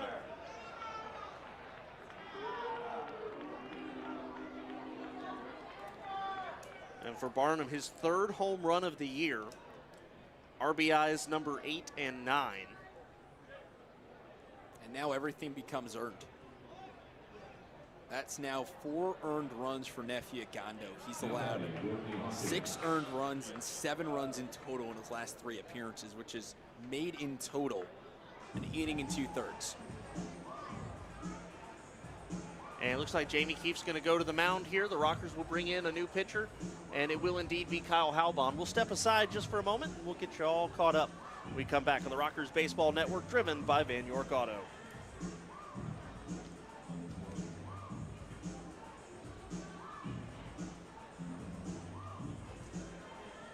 This call of Bullpen is sponsored by Prepaid Wireless, working hard to keep you connected and safe. Keep your prepaid service today.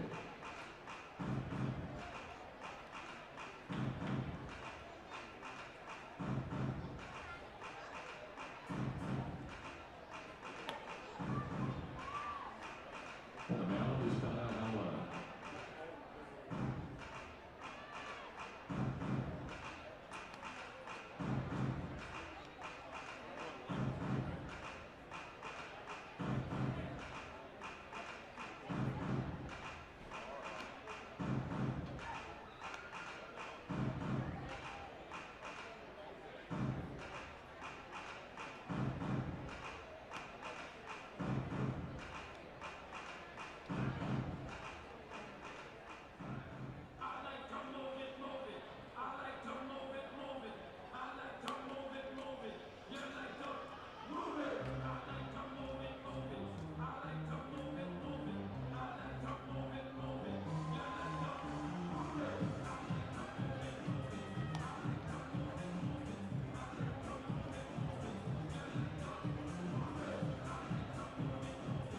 Nefiagando's line tonight, one he would rather forget. 1/3 of an inning, 4 runs, 3 earned, 2 hits, a walk, and the long home run to Keon Barnum. And the new pitcher for the Rockers is Kyle Halbon, who will come in and face Courtney Hawkins with 1 out. In the top of the 7th inning, Rockers trail 6-2. Halbon sets. First pitch to Hawkins is a fastball just below the knees. The line on Halbon this year is making appearance number 7, is a 1.42 ERA in 6 1/3 innings, has walked 3, struck out 4 opponents, hitting .240 off of him. And here is the 1-0. That's fouled down the right field side, and the count 1-1.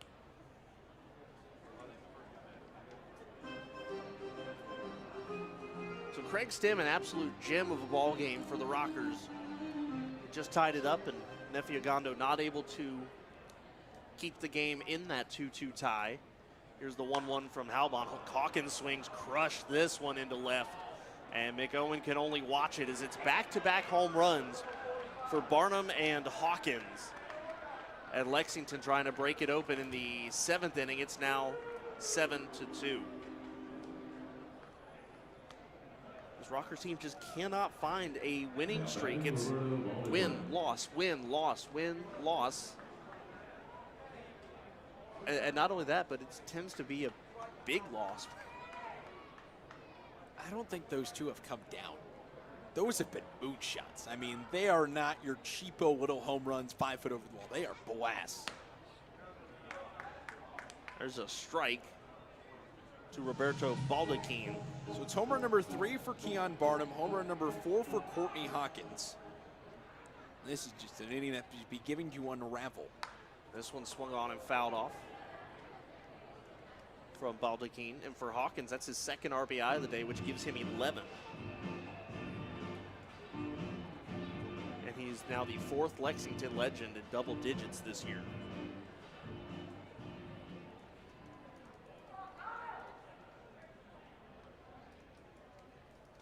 And also for Halbon, as that pitch is down and the count is 2-1.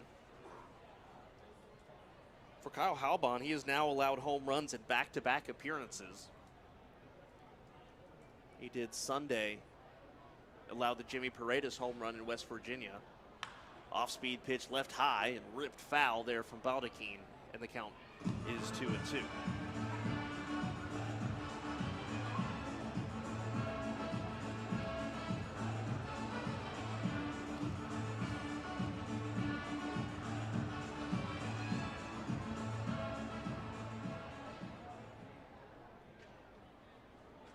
Here's the pitch fastball. That's down. Actually, now I believe it is 2-2.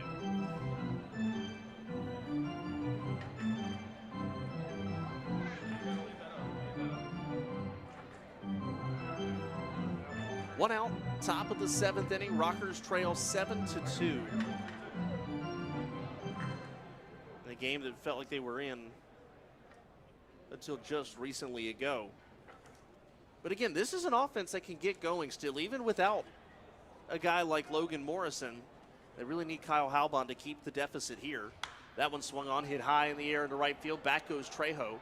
Looks like he's got a play on it right at the front of the warning track and makes the catch for out number 2. It's been in these losses, though, one big inning. You look at the big loss to West Virginia, it was 4 runs in the 5th inning. You look at the big loss to Long Island, it was 7 runs in the 5th inning. So these losses have really been marked by just one big inning for the opponents.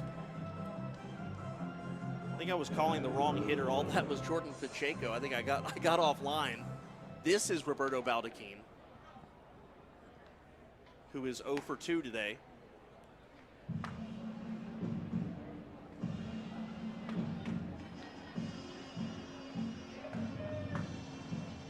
First pitch missing down for a ball. Big swing there, just past the diving Cardullo, and Baldachin will have himself a base hit. Takes a big turn now to second, but heads back to first base. I think Trejo bobbled it a little bit down there in the right field corner. And the 7th inning continues, 7-2 lead for Lexington. And now Jake Romanski comes up, who is the ninth hitter of this inning. Also by the Rockers going to the bullpen. Stuart Levy's day is done. He was the last player to bat in the 6th inning, so. Kind of a smart idea, though, because now your pitcher's batting 9th. Yeah, it'll be a while until that spot comes up. Big swing on a high fastball. Romanski can't catch up to it, strike 1. Top of the 7th, time for the Bethany Medical Center trivia answer to our question. The 0-1 fouled off. Our question was, from what city in Florida did the Legends relocate from after the 2000 season? Any guesses? Kissimmee. They were the Kissimmee Cobras. There we go. That is the correct answer. The Kissimmee Cobras. Kissimmee ended up back with the team in the Florida Fireflogs. Swing and a miss, strike 3. Down goes Romanski for the final out of the inning, but not before big-time damage done by the Legends. They score 5. We go to the bottom of the 7th, stretch time at Truist Point. Lexington on top of the Rockers, 7-2. On the Rockers Baseball Network, driven by Van York Auto. Now let's join together in singing "Take Me Out to the Ball Game."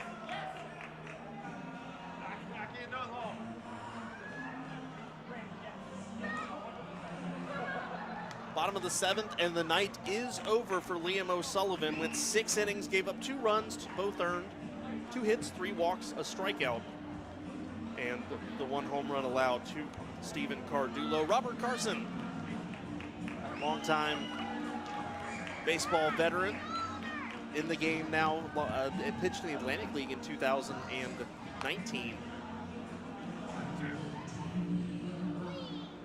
He will come in here in the 7th inning. My shoulder's not feeling good. Carson, a guy who spent part of 2012 and 2013 in the big leagues with the New York Mets, 31 appearances, 6.82 ERA for the New York Mets. Carson making his 4th appearance of the year, 6.75 ERA in 4 innings pitched, 1 walk, 2 strikeouts, 286 opponent batting average against. And he will face Edwin Arroyo, Giovanni Alfonso, and Logan Moore, who have combined to go 0-for-5 with a walk between the 3 of them today. And Carson, the lefty, deals a strike to Arroyo.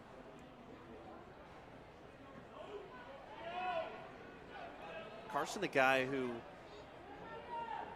just 32 years old, but feels like he's been around quite a while. And baseball gets loose from the Rockers bullpen as Carson just started his delivery. So I believe that was Brian Clark that ran out there to go get it.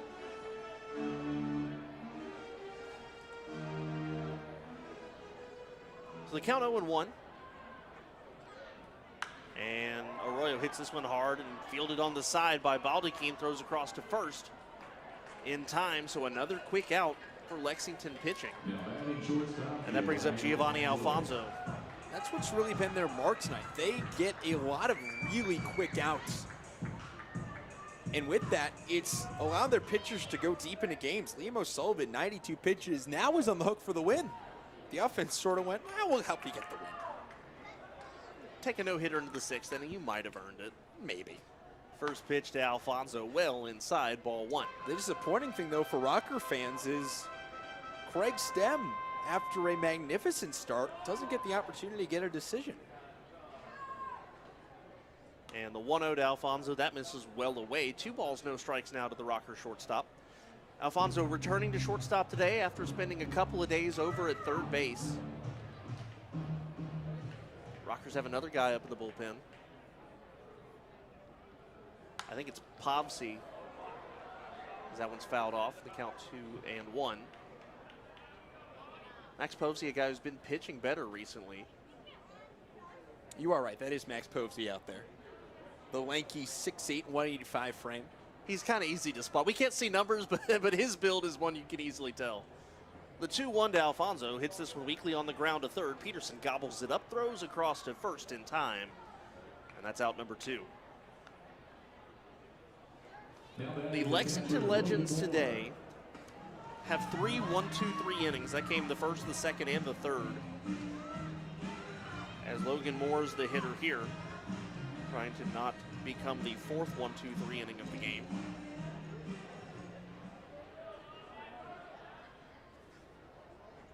Largest deficit the Rockers have overcome this season to win is 3. The current deficit is 5. Is that one a called strike to Moore? And the count 0-1. Obviously, the only man in the bullpen right now on 3 days rest, along with Cooper Cassad, but Cassad more of a long man than a reliever. Fastball taken there, another called strike, and Logan Moore quickly is in the hole 0-2. Bottom of the 7th, Rockers trail 7-2. Which was the score of their loss on Saturday to the Power. Moore late on that one, but just gets a piece of it. The count stays 0-2.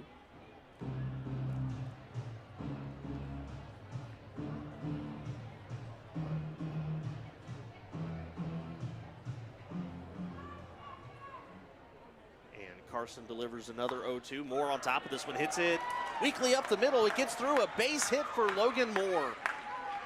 Rockers' 3rd hit of the ball game is a soft ground ball up the middle that Aklinski cannot get to. The bottom of the 7th inning continues now for J.R.D. Sarcina. On a night where it seems like nobody's getting a hit, the man who hasn't got many this year gets in on the action. Yeah, the Rockers 3 hits today. 1 from McOwen, 1 from Cardullo, and now the 1 from Moore. As Darcy Sarcina swings, that's way out of here. Leaping is Hawkins, rockabye baseball. J.R.D. Sarcina's 2nd home run of 2021, and the Rockers now trail by 3. How about JR getting a chance to start and making the most of it with the glove and with the bat? It's 7-4. He's now 5 for 15 this year with 2 home runs. One of just now 4 Rockers with a multi-home run season. Gotta love it for the youngster. The guy, you look at him, he doesn't look like he's got a whole lot of home run power in it, but coming from UMass Dartmouth, that's his 2nd one in the span of about 10 days. Rockers might have found another diamond there. His first pitch to Trejo fouled off, and the count is 0-1. Late in the game, 5-run deficit, kind of hard to come back from, but now it's 3 runs, and if the Rockers bullpen can hold Lexington, there's a chance for a little of that old traditional Truist Point magic as that pitch misses and the count 1-1.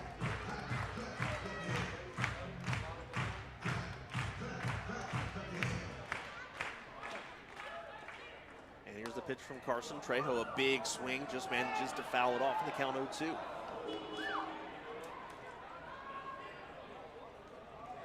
Yeah, D. Sarcina just listed at 6'0", 185. The 0-2 Trejo swings, hits this one weakly on the ground, right back to Carson, who throws low to first base, but it's scooped up there by Barnum. And that will do it for the Rockers in the 7th, but not before a 2-run blast from J.R.D. Sarcina makes it 7-4 in favor of Lexington as we head to the 8th inning. Looks like the Rockers will go to the bullpen. We'll get you all informed on who that may be We come back to the top of the 8th inning. This is the Rockers Baseball Network, driven by Van York Auto. Selection of Rockers merchandise and hang out at our historic friendship table. Ever want to spend your summer living with a professional baseball player? Become a part of the High Point family by being a Rockers host family. With perks like discount tickets, merchandise, special events, and the memories of welcoming a Rocker into your home, your summer will be one you won't forget. Visit highpointrockers.com for more information.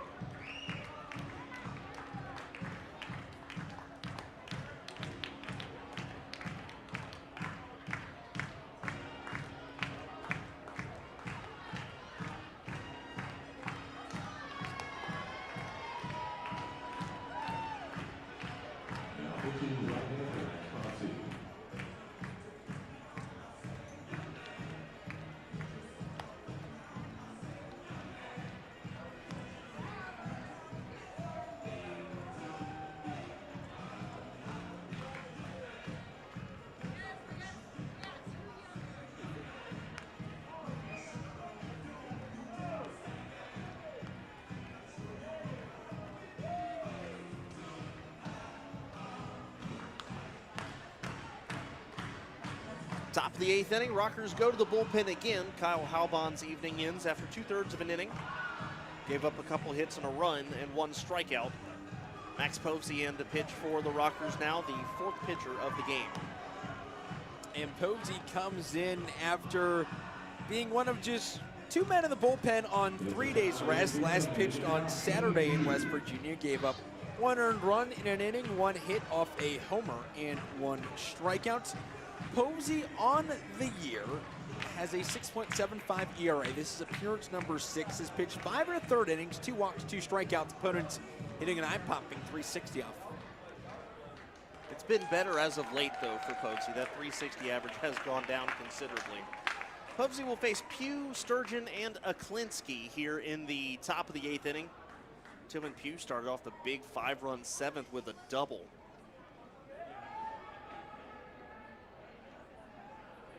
Povsey comes set, ready to deliver. First pitch, here it is, and this is hit high in the air to right field. Trejo on his horse, going over into the corner, and it's called foul. That ball was riding the foul line most of the way down there, but goes to the right of it, so the count 0-1.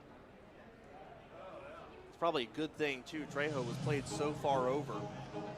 That was a ball that, if it got down, would have rattled around that corner.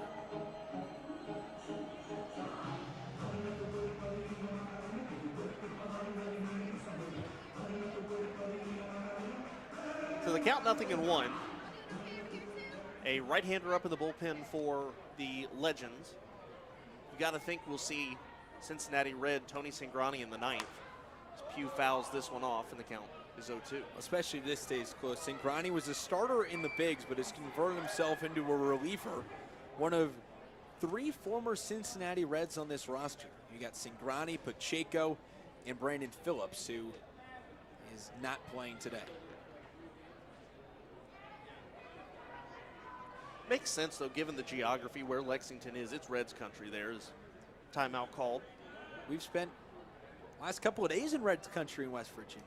One of the interesting things, we're talking to a couple of people who live there, and even though they were a Pirates affiliate and they're pretty close to Pittsburgh, it is true Reds country. But the interesting thing was, as Povsey's fastball misses away, and I'm not counting Lexington Legends jerseys, or I'm not counting West Virginia Power jerseys. I'm sorry. I saw more Pirates jerseys than Reds jerseys there. I saw one of Charlie's jerseys in Pirates colors. We saw a couple Burt Blyleven Twins jerseys too. I saw a couple Randy Johnson. Swing and a miss, strike 3. As Pugh chasing an off-speed pitch down. And that's 1 out here in the 8th inning. I think the best way to describe the jerseys we saw was a random smattering.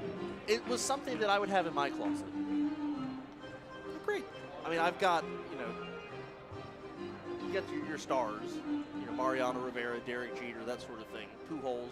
But then I have like Jackie Robinson, Carlton Fisk, the White Sox jersey, just bunch of weird ones. That one popped up in foul territory. Logan Moore giving it a look. So is DeSarcina. It's going to be Moore making the catch. One pitch, one out for Cole Sturgeon, and that's out number 2. Sturgeon just got fishing off the outside corner with it, popped it straight up in the air down the line, and an easy play for Moore.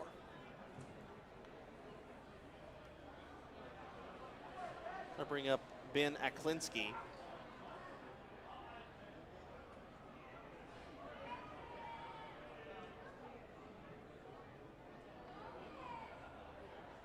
Swing, and just got a piece of it there, did Aklinski.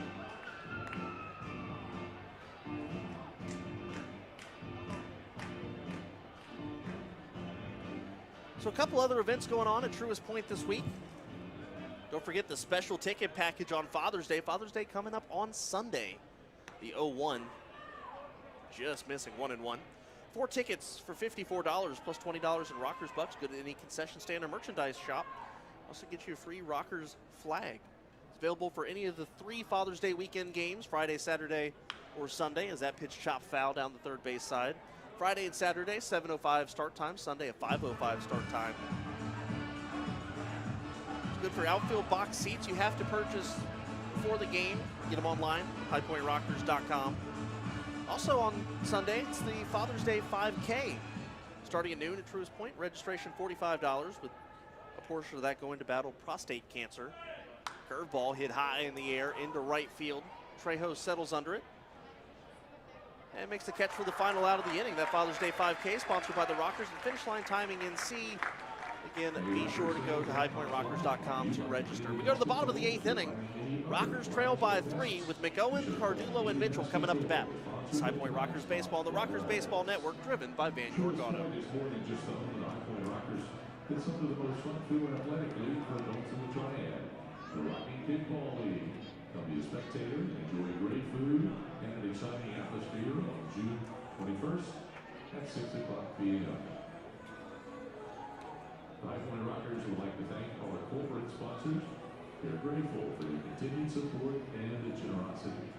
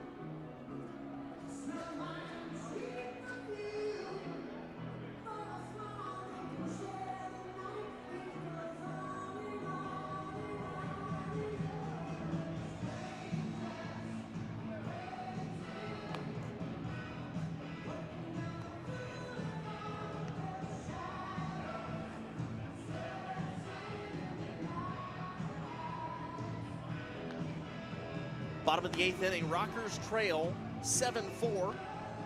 And the Lexington Legends go back to the bullpen. After Robert Carson's inning of work in which he gave up a 2-run home run to J.R. DeSarcina, gave up those 2 runs, 2 hits. And the Rockers trail 7-4. It's Tyrell Harris now coming in to pitch the 8th inning for Lexington. Harris on the year, 2-0, 7.11 the ERA. This is appearance number 4. Has pitched 6 1/3 innings, has given up 8 hits, 1 home run, has hit 2, walked 3, struck out 6. An opponent's hitting 276 against him. Tony Cingrani standing up in the bullpen for Lexington. You tell him by the high socks. Rockers also have a right-hander up in their bullpen. Will probably spell the end of the night for Posey then. I would think so. That continues what has really become a big trend with manager Jamie Keefe. He doesn't let too many guys go more than just an inning. It's a lot of 1-inning appearances. But it also could be that the pitcher spot is due 4th in this inning. So it could just be having somebody ready in case the Rockers get someone on base. We just saw Michael Russell walk into the dugout. First pitch to McOwen, missing down low for a ball.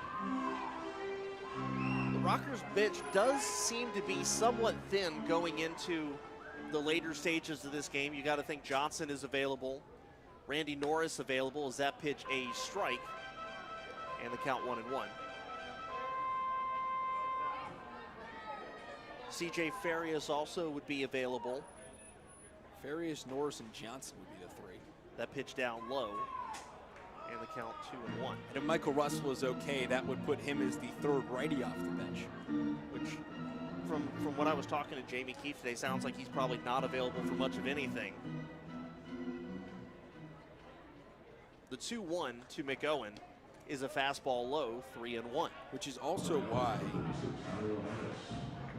the big start from Craig Stem is so important. You don't have to have 3 or 4 of your pitchers hit late in the games if he went 1 or 2 innings. The 3-1 to McOwen, a big swing, lines this one into right field. That'll get down a base hit, splitting the outfielders. McOwen a big turn, but he'll head back to first. And the Rockers have the leadoff man aboard for the first time tonight, excluding an error that allowed Edwin Arroyo to get on. Bring up Stephen Cardullo, homered his last time up.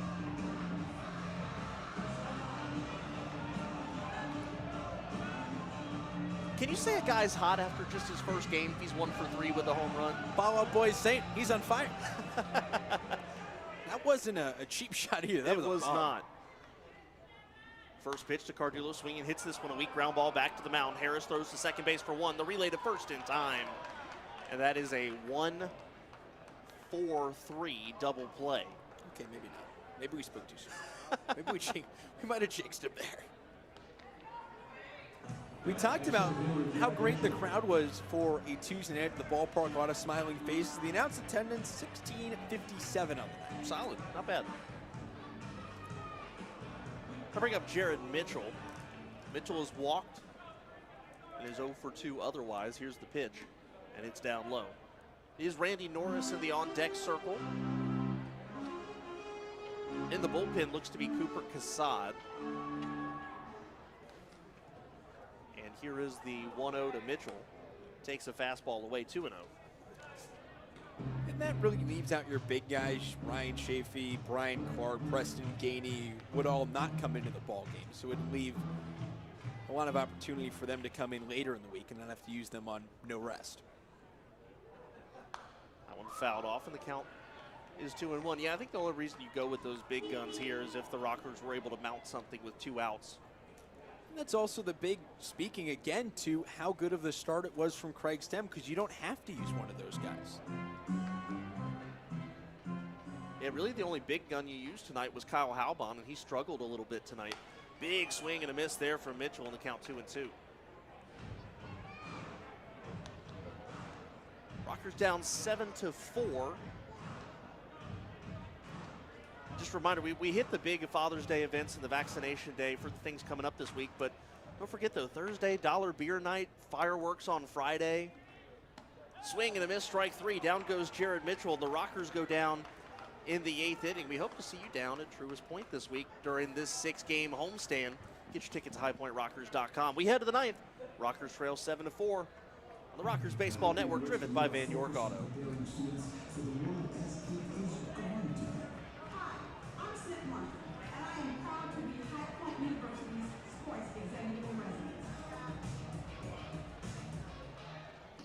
Pack the point and watch your favorite Rockers players go up against the Lexington Legends tomorrow and Thursday. Friday through Sunday, the Rockers will take on the Southern Maryland Blue Crabs for the first time this season. Be sure to come and cheer on your High Point Rockers. We look forward to seeing you here.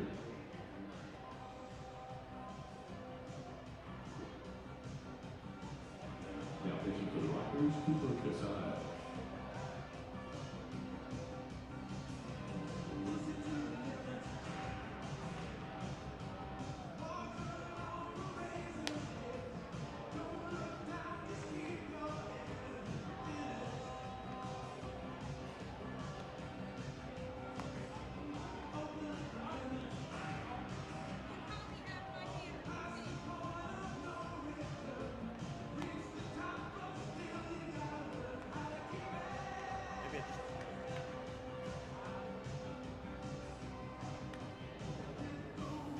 Top of the 9th inning, Rockers go to the bullpen again. It was a nice outing for Max Povsey, an inning with a strikeout for Max Povsey. And we'll give way to Cooper Casad, the 4th Rocker out of the bullpen tonight.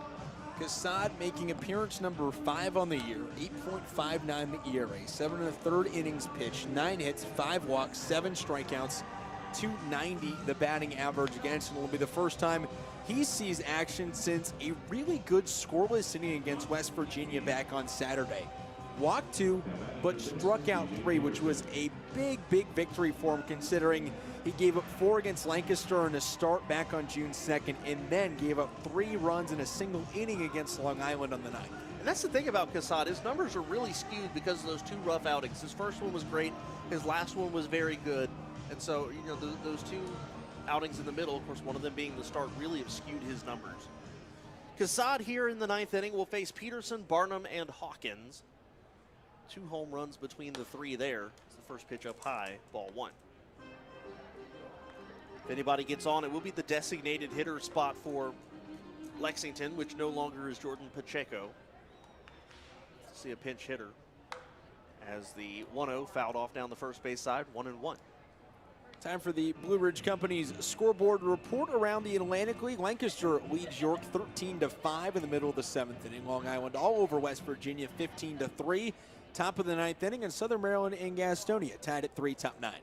Big curveball there and a big swing and a miss from Peterson. Count 1-2. Is that game at West Virginia, that 15-3? It is not. It is on Long Island. That one's fouled back in the count 1-2 still. Ryan Jackson is a homer. Ray Fuentes is a homer as well. The exception of that game against the Rockers on Saturday, that 7-2 win for West Virginia. Runs have been tough to come by for that squad, which is odd with how good that lineup looks on paper. As that pitch away 2-2. Caleb Gindel has a home run tonight for Lancaster. Blake Alamond as well with a solo shot. Just think how good Lancaster would actually be had they had all that starting pitching still. As the 2-2 down and away to Peterson, the count goes full. 7-4 your score, top of the 9th inning at Truist Point. Rockers trail by 3. Cooper Casad trying to keep it that way, but there's a long fly ball into right field. Going back is Trejo at the wall, leaps and can't make the play. It will be a double to lead off the 9th inning by Peterson. It's Cooper Casad trying to zero in on that ball, but not sure if he mistimed his jump or if the ball just a little out of his reach. Either way, it's a leadoff double here for Peterson, and that brings up Keon Barnum, who walloped a monster home run his last time up. So between Peterson and Barnum tonight, they are 6 for 9 with a home run, 2 doubles, and 3 runs batted in. They've scored 3 times themselves. You can even throw Courtney Hawkins' 1 for 4 day, 2 for 4 day on top of that, including a home run as the first pitch to Barnum misses for a ball. Just at 3-4-5 was every bit as dangerous as it was built to be. Casad delivers to Barnum a big swing there. And the count 0-1. Lexington has 13 hits tonight. 8 of them come from the middle of the order between Peterson, Barnum, and Hawkins. It is a dangerous trio. The Danger Zone, as the Kenny Loggins song was playing before this inning. That pitch down low, good scoop there by Logan Moore, and the count 2-1. And this, speaking of the Danger Zone, Cooper Casad, a young pitcher dealing with a veteran power hitter at the plate, and it's a hitter's count at 2-1. You've got to be careful here.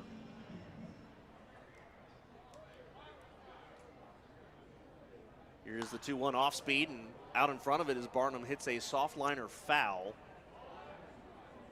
And it's now 2 balls and 2 strikes. That foul ball is one of the softest you will see Keon Barnum hit this weekend.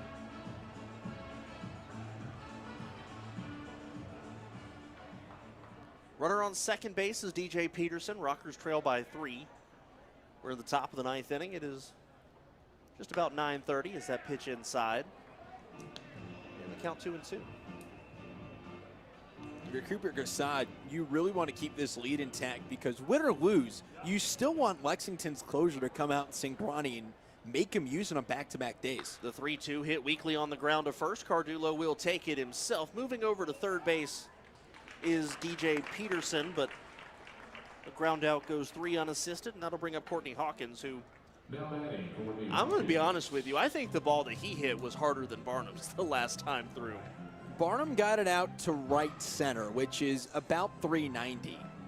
Hawkins did the same to left center, but there's more stuff to clear, so he didn't quite get out of the ballpark in the way that Barnum's did. Either way, they were still moonshots. Cassad's first pitch to Hawkins saws him off. This is hit on the ground to Cardullo, goes right past him. Coming in to score is DJ Peterson on a ball that ate Steven Cardullo up at first base. It's now 8-4 in the top of the ninth. And that's just a product of playing on turf for the first time in a while. The hops aren't quite the same as you'd see on a dirt field. That just kind of ate them up, and that's something that won't happen in a week, but tonight, first game, it will. So the pinch hitter here is number 2, Sam Claycamp. Now batting number 2, Sam Claycamp.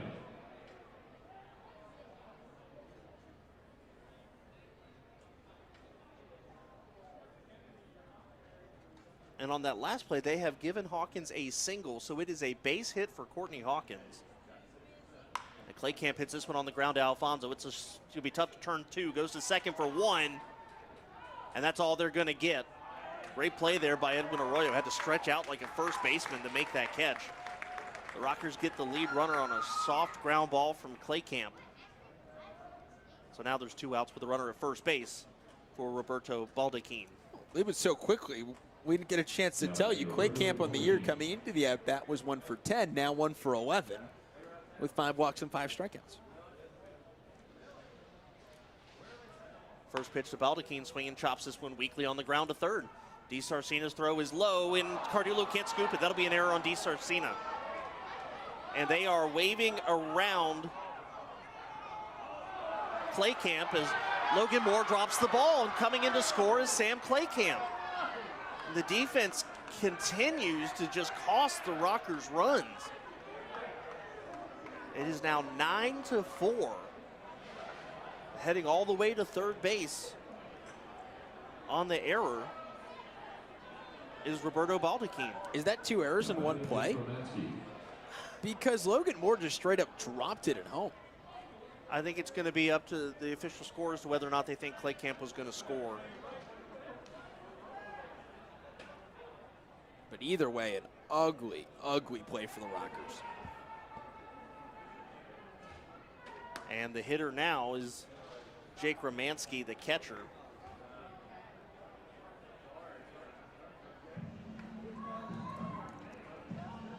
And looks like they have given an error, definitely the error to DeSarcina. And that'll be DeSarcina's second of the game. This one lines softly into center field. Mitchell there to make the catch for the final out of the inning. We will clean up what just happened in the bottom of the 9th inning. 2 runs came in to score for the Lexington Legends, and they extend their lead now 9-4. We go to the bottom of the 9th. The Rockers Baseball Network, driven by Van York Auto.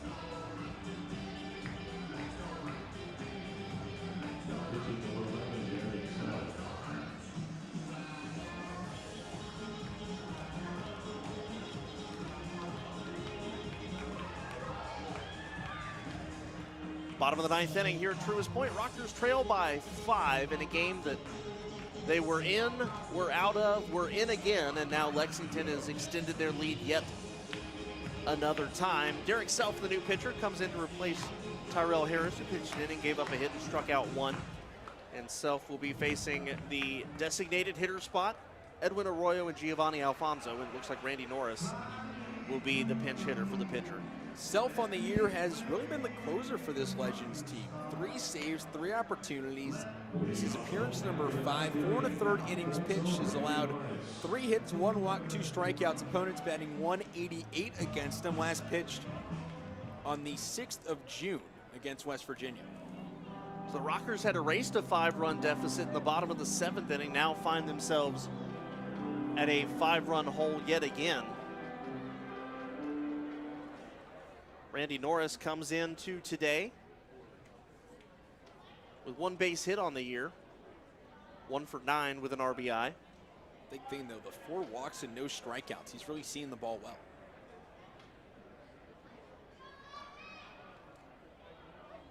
And the first pitch from Self, the right-hander comes set just above the belt, kicks and delivers off speed to Norris. It's in there for a strike.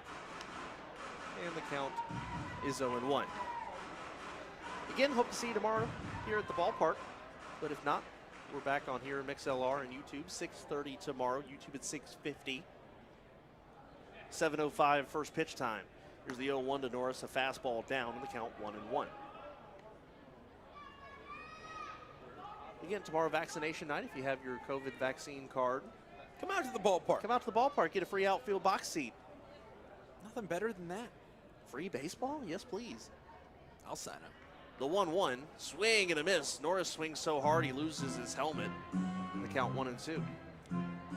With that, we see the headband from Norris is wearing a blue tie back today. Earlier today on the youth baseball camp that happened. Now went with the white around the top. That I also meant to tell you that if you meant to sign your kid up for the youth baseball camp, as that pitch up high, it's not too late. There's still 1 more camp.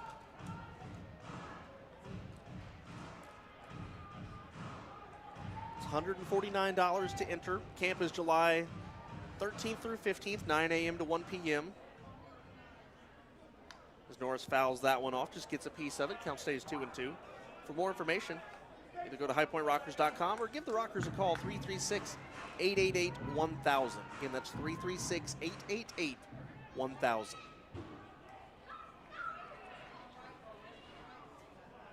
Two balls, 2 strikes to Randy Norris. Fastball hits this one weakly on the ground towards third. Peterson scoops it up, throws across to first. It pulls Barnum off the bag. That's going to be an error on Peterson on a play that, I'll tell you what, they're going to give the error to Peterson for the throw, pulling Barnum off the bag. Barnum also did not stretch for that ball. We talked all first half of this game about how good the defense was for Lexington. They had made just 6 errors coming into today. They've made half of that here in the 9th inning. 3 errors on the day. I'll bring up Edwin Arroyo. Arroyo 0 for 3. I've seen his batting average drop some today. Still very much entrenched in the 300s. Runner at first is Norris. And a fastball from Self down low, ball 1. Alfonso is on deck. Logan Moore is in the hole. I think we would see DeSarcina again in the 9 spot, who already has 1 home run today, as Arroyo pops this one up and it drifts out of play in the count 1-1. Rockers trail 9-4, bottom of the 9th inning, nobody out. The Rockers have a man on first. Randy Norris led off the inning, reached via an error. That's the 2nd time the Rockers leadoff man has reached on an error. Self delivers the 1-1 to Arroyo, and he takes a strike on the inner part of the plate, 1-2.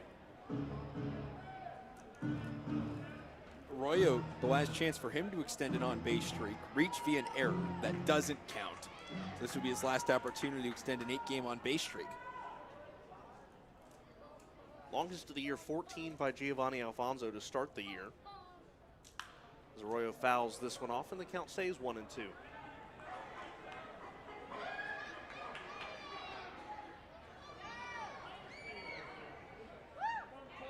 Most of the crowd looks like they are still here this evening. Looking for the Rockers to mount some sort of charge here in the 9th inning. 1 ball, 2 strikes to Arroyo. Here's the pitch from Self, fastball well up and away. The count 2-2. You notice the shortstop Baldachin still has his sunglasses on his hat. You never know when you might need to use them. When a solar flare might come by or meteor and light everything up. You never know. It's good to be prepared. The 2-2 to Arroyo pops this one up. It will stay in play, and drifting right under it is the catcher Romansky. Makes the catch for out number 1. Now batting, Giovanni. To bring up Giovanni Alfonso, 0 for 3 tonight. Norris still at first base, 1 out now.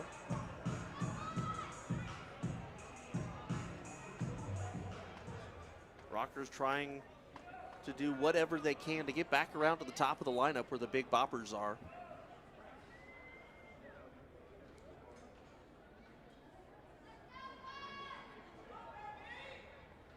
And here's the pitch to Alfonso. Takes a fastball called strike, and the count 0-1. This is just game 1 of a 3-game set. The Rockers actually have won the first game of every series except for 1 this year. Alfonso hits this one on the ground to second, could do it. There's the throw to the shortstop, Baldachin on to first in time, and that is a 4-6-3 double play to end this ball game. Well, the Rockers gave it a valiant effort a couple of times, clawing back into this one, but we're not able to overcome the great start by O'Sullivan and some defensive miscues in the 7th inning. Step aside. When we come back, it'll be time for the Rickster's Grill postgame show. The Rockers Baseball Network, driven by Van York Auto.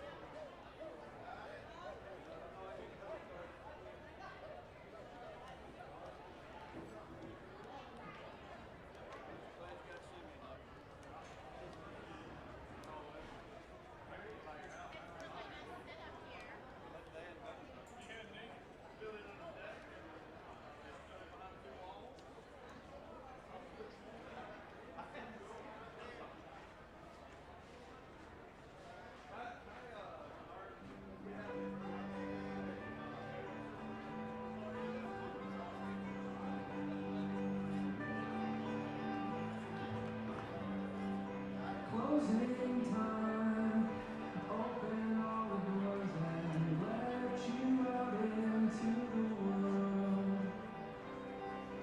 Closing time, turn all of the lights on over every boy and every girl. Closing time, one last call for alcohol, so finish your whiskey or beer.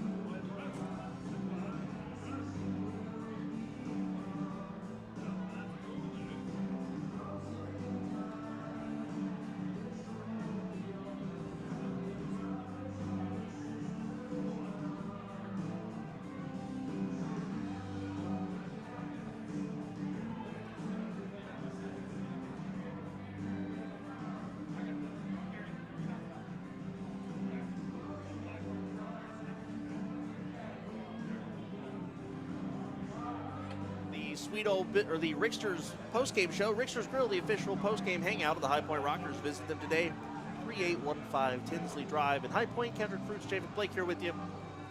And the Rockers drop the opening act of a 6-game homestand. They lose to the Lexington Legends tonight, 9-4. And let's start with the positives before we jump into the bad stuff. And the big positive for me, there's two really. It's Stephen Cardullo coming back and whacking a home run, but also Craig Stem. We've been waiting to see him look like the Craig Stem that we know and love from 2019, and we finally saw that today. 6 innings, 2 runs in a game in which he was hit kind of hard. He scattered those 7 hits, but he was able to really dance out of trouble every time. So I think Craig Stem, to me, is the big highlight of the day. He definitely is. We had been waiting for this moment. Apparently all it took was a haircut. I'm going to have to grab him tomorrow for a pregame interview and figure out the magic behind the haircut. I don't know what it was with the long hair, but all of a sudden he came out firing bolts, and he was pitching, throwing harder than we had seen from him all year long, which was so great to see. Someone who had, coming into today, had not allowed less than 5 runs in a start, had not struck out more than 3, had not had a start when he walked less than 3, had not had a start allowing less than 8 hits, and had not gone past the 5th inning. He throws 6, gives up 2 runs, walks 1, strikes out 7. That is the Craig Stem of 2019 that made him an all-star. So Lexington did score twice in the first inning off of Craig Stem. A double from DJ Peterson brings in a run. A base hit from Courtney Hawkins brings in a run and makes it 2-0 at that point. Rockers tie it up in the bottom of the 6th inning. Stephen Cardullo, making his return to High Point, blasts a 2-run home run to tie it up at 2. But just like that, when the Rockers have gotten the momentum, they run into trouble in the 7th inning. All 9 hitters come up for the Lexington Legends in the 7th inning.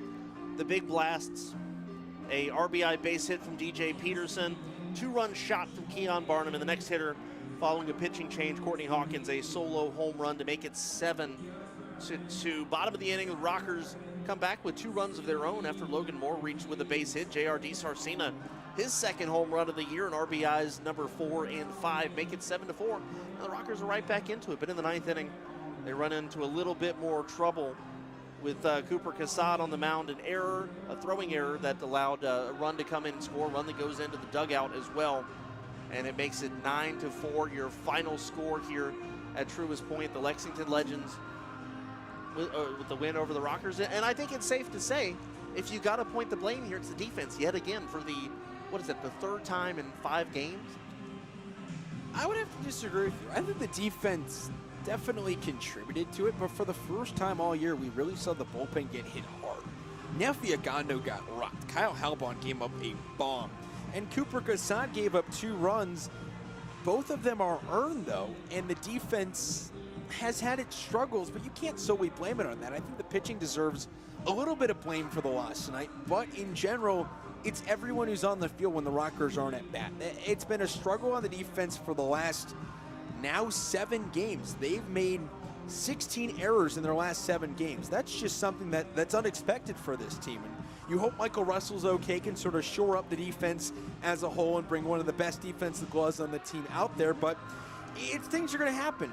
J.R.D. Sarcina is 23 years old and his pro career is 3 weeks old. There are some plays that he makes that he's just going to have to mature a little bit, and that happens early in your career, and that's something that a month from now, he's making those plays. He's not making those now just because he's so young, and that's not anything that Rocker fans should be upset about. That's something that, hey, he's 23 years old. He cracked his 2nd home run of the year, and he's attempting to make the plays. That's all you can want from a young kid who's given it his all every game. Yeah, and when Russell comes back, you plug him at 3rd base. Alfonso had a really clean game at shortstop today, much better from Gio today. Let's take a look at your final scoreboard report of the evening here before we start to wrap things up from Truist Point. Brought to you by Jenny Moore Cruise Planners. York and Lancaster currently in the middle of the 8th inning. Lancaster leads 13-5 over York. It has been a night to remember for the Lancaster Barnstormers. They have had a home run from Caleb Gindel. They have had a home run from Blake Alamond, and the runs have piled up in all sorts of ways. 6 walks of the day. Jake Welch got hit hard. 9 runs, 6 of them earned off of 8 hits, 5 walks, no strikeouts. York's made 4 errors, continuing to their defensive struggles this year. Long Island and York. Long Island beats up on the West Virginia Power 15-3. Misael Silverio gets the loss, falls to 0-3. Mike Bolsinger gets the win to improve to 1-3, a game that took 2 hours and 53 minutes. Gastonia and Southern Maryland were tied in the 9th inning, but then a runner got to second. Joe DeLuca hits a ground rule double. Michael Baca scores Alex Crosby on a sac fly, and Matt Lato shuts the door on the Gastonia Honey Hunters. 5-3 your final there. And the final here in High Point, 9-4 Lexington over the Rockers in front of a crowd of 1,657 in a game that took 2 hours and 36 minutes.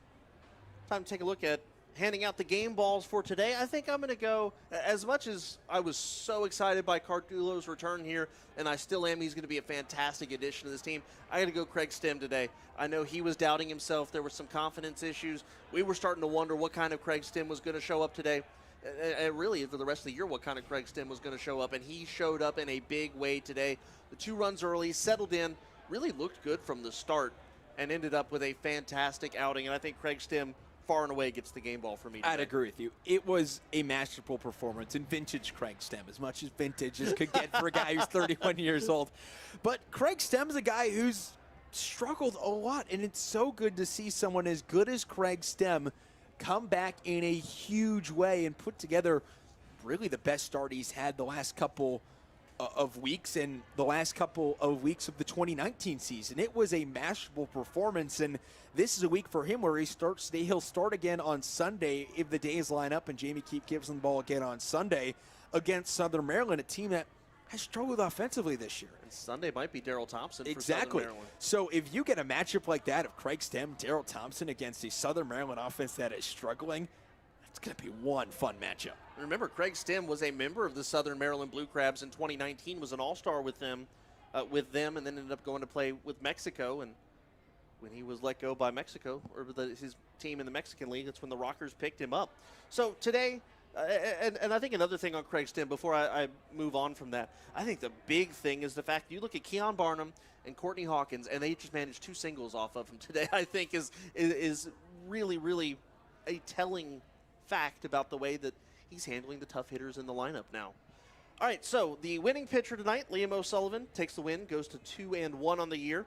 Nefi Agondo saddled with the loss, drops to 1-2 after surrendering 4 runs, 3 earned in 1/3 of an inning. Tonight we'll be back on the air tomorrow, 6:30 for MixLR. We'll be on at 6:50 on YouTube. First pitch scheduled for 7:05. Javik, final thoughts tonight? This is a good game from the Rockers in a lot of different ways. Even though they got the loss, you can look at a great start from Craig Stem. You can look at a great appearance from Max Povsey. J.R.D. Sarcina swinging it like nobody thought he would coming into this year. You also have James McGowan who's swinging it well. He's got the average up above 250, and a home run from Stephen Cardullo in his first game back. That's all you can ask for. The word of the night for me is building blocks. This is a team that has not quite figured out what their 2021 season looks like yet, who the big components are going to be, or even some of the big names haven't quite got it together yet this year. So I think building blocks is the key for me. You get Craig Stem starting to look like he's the Craig Stem of old. Stephen Cardullo comes in, shows off the power. There's going to be a lot of that here at Truist Point this summer. Defense looking good. D. Sarcina, you mentioned with the home run, looked good.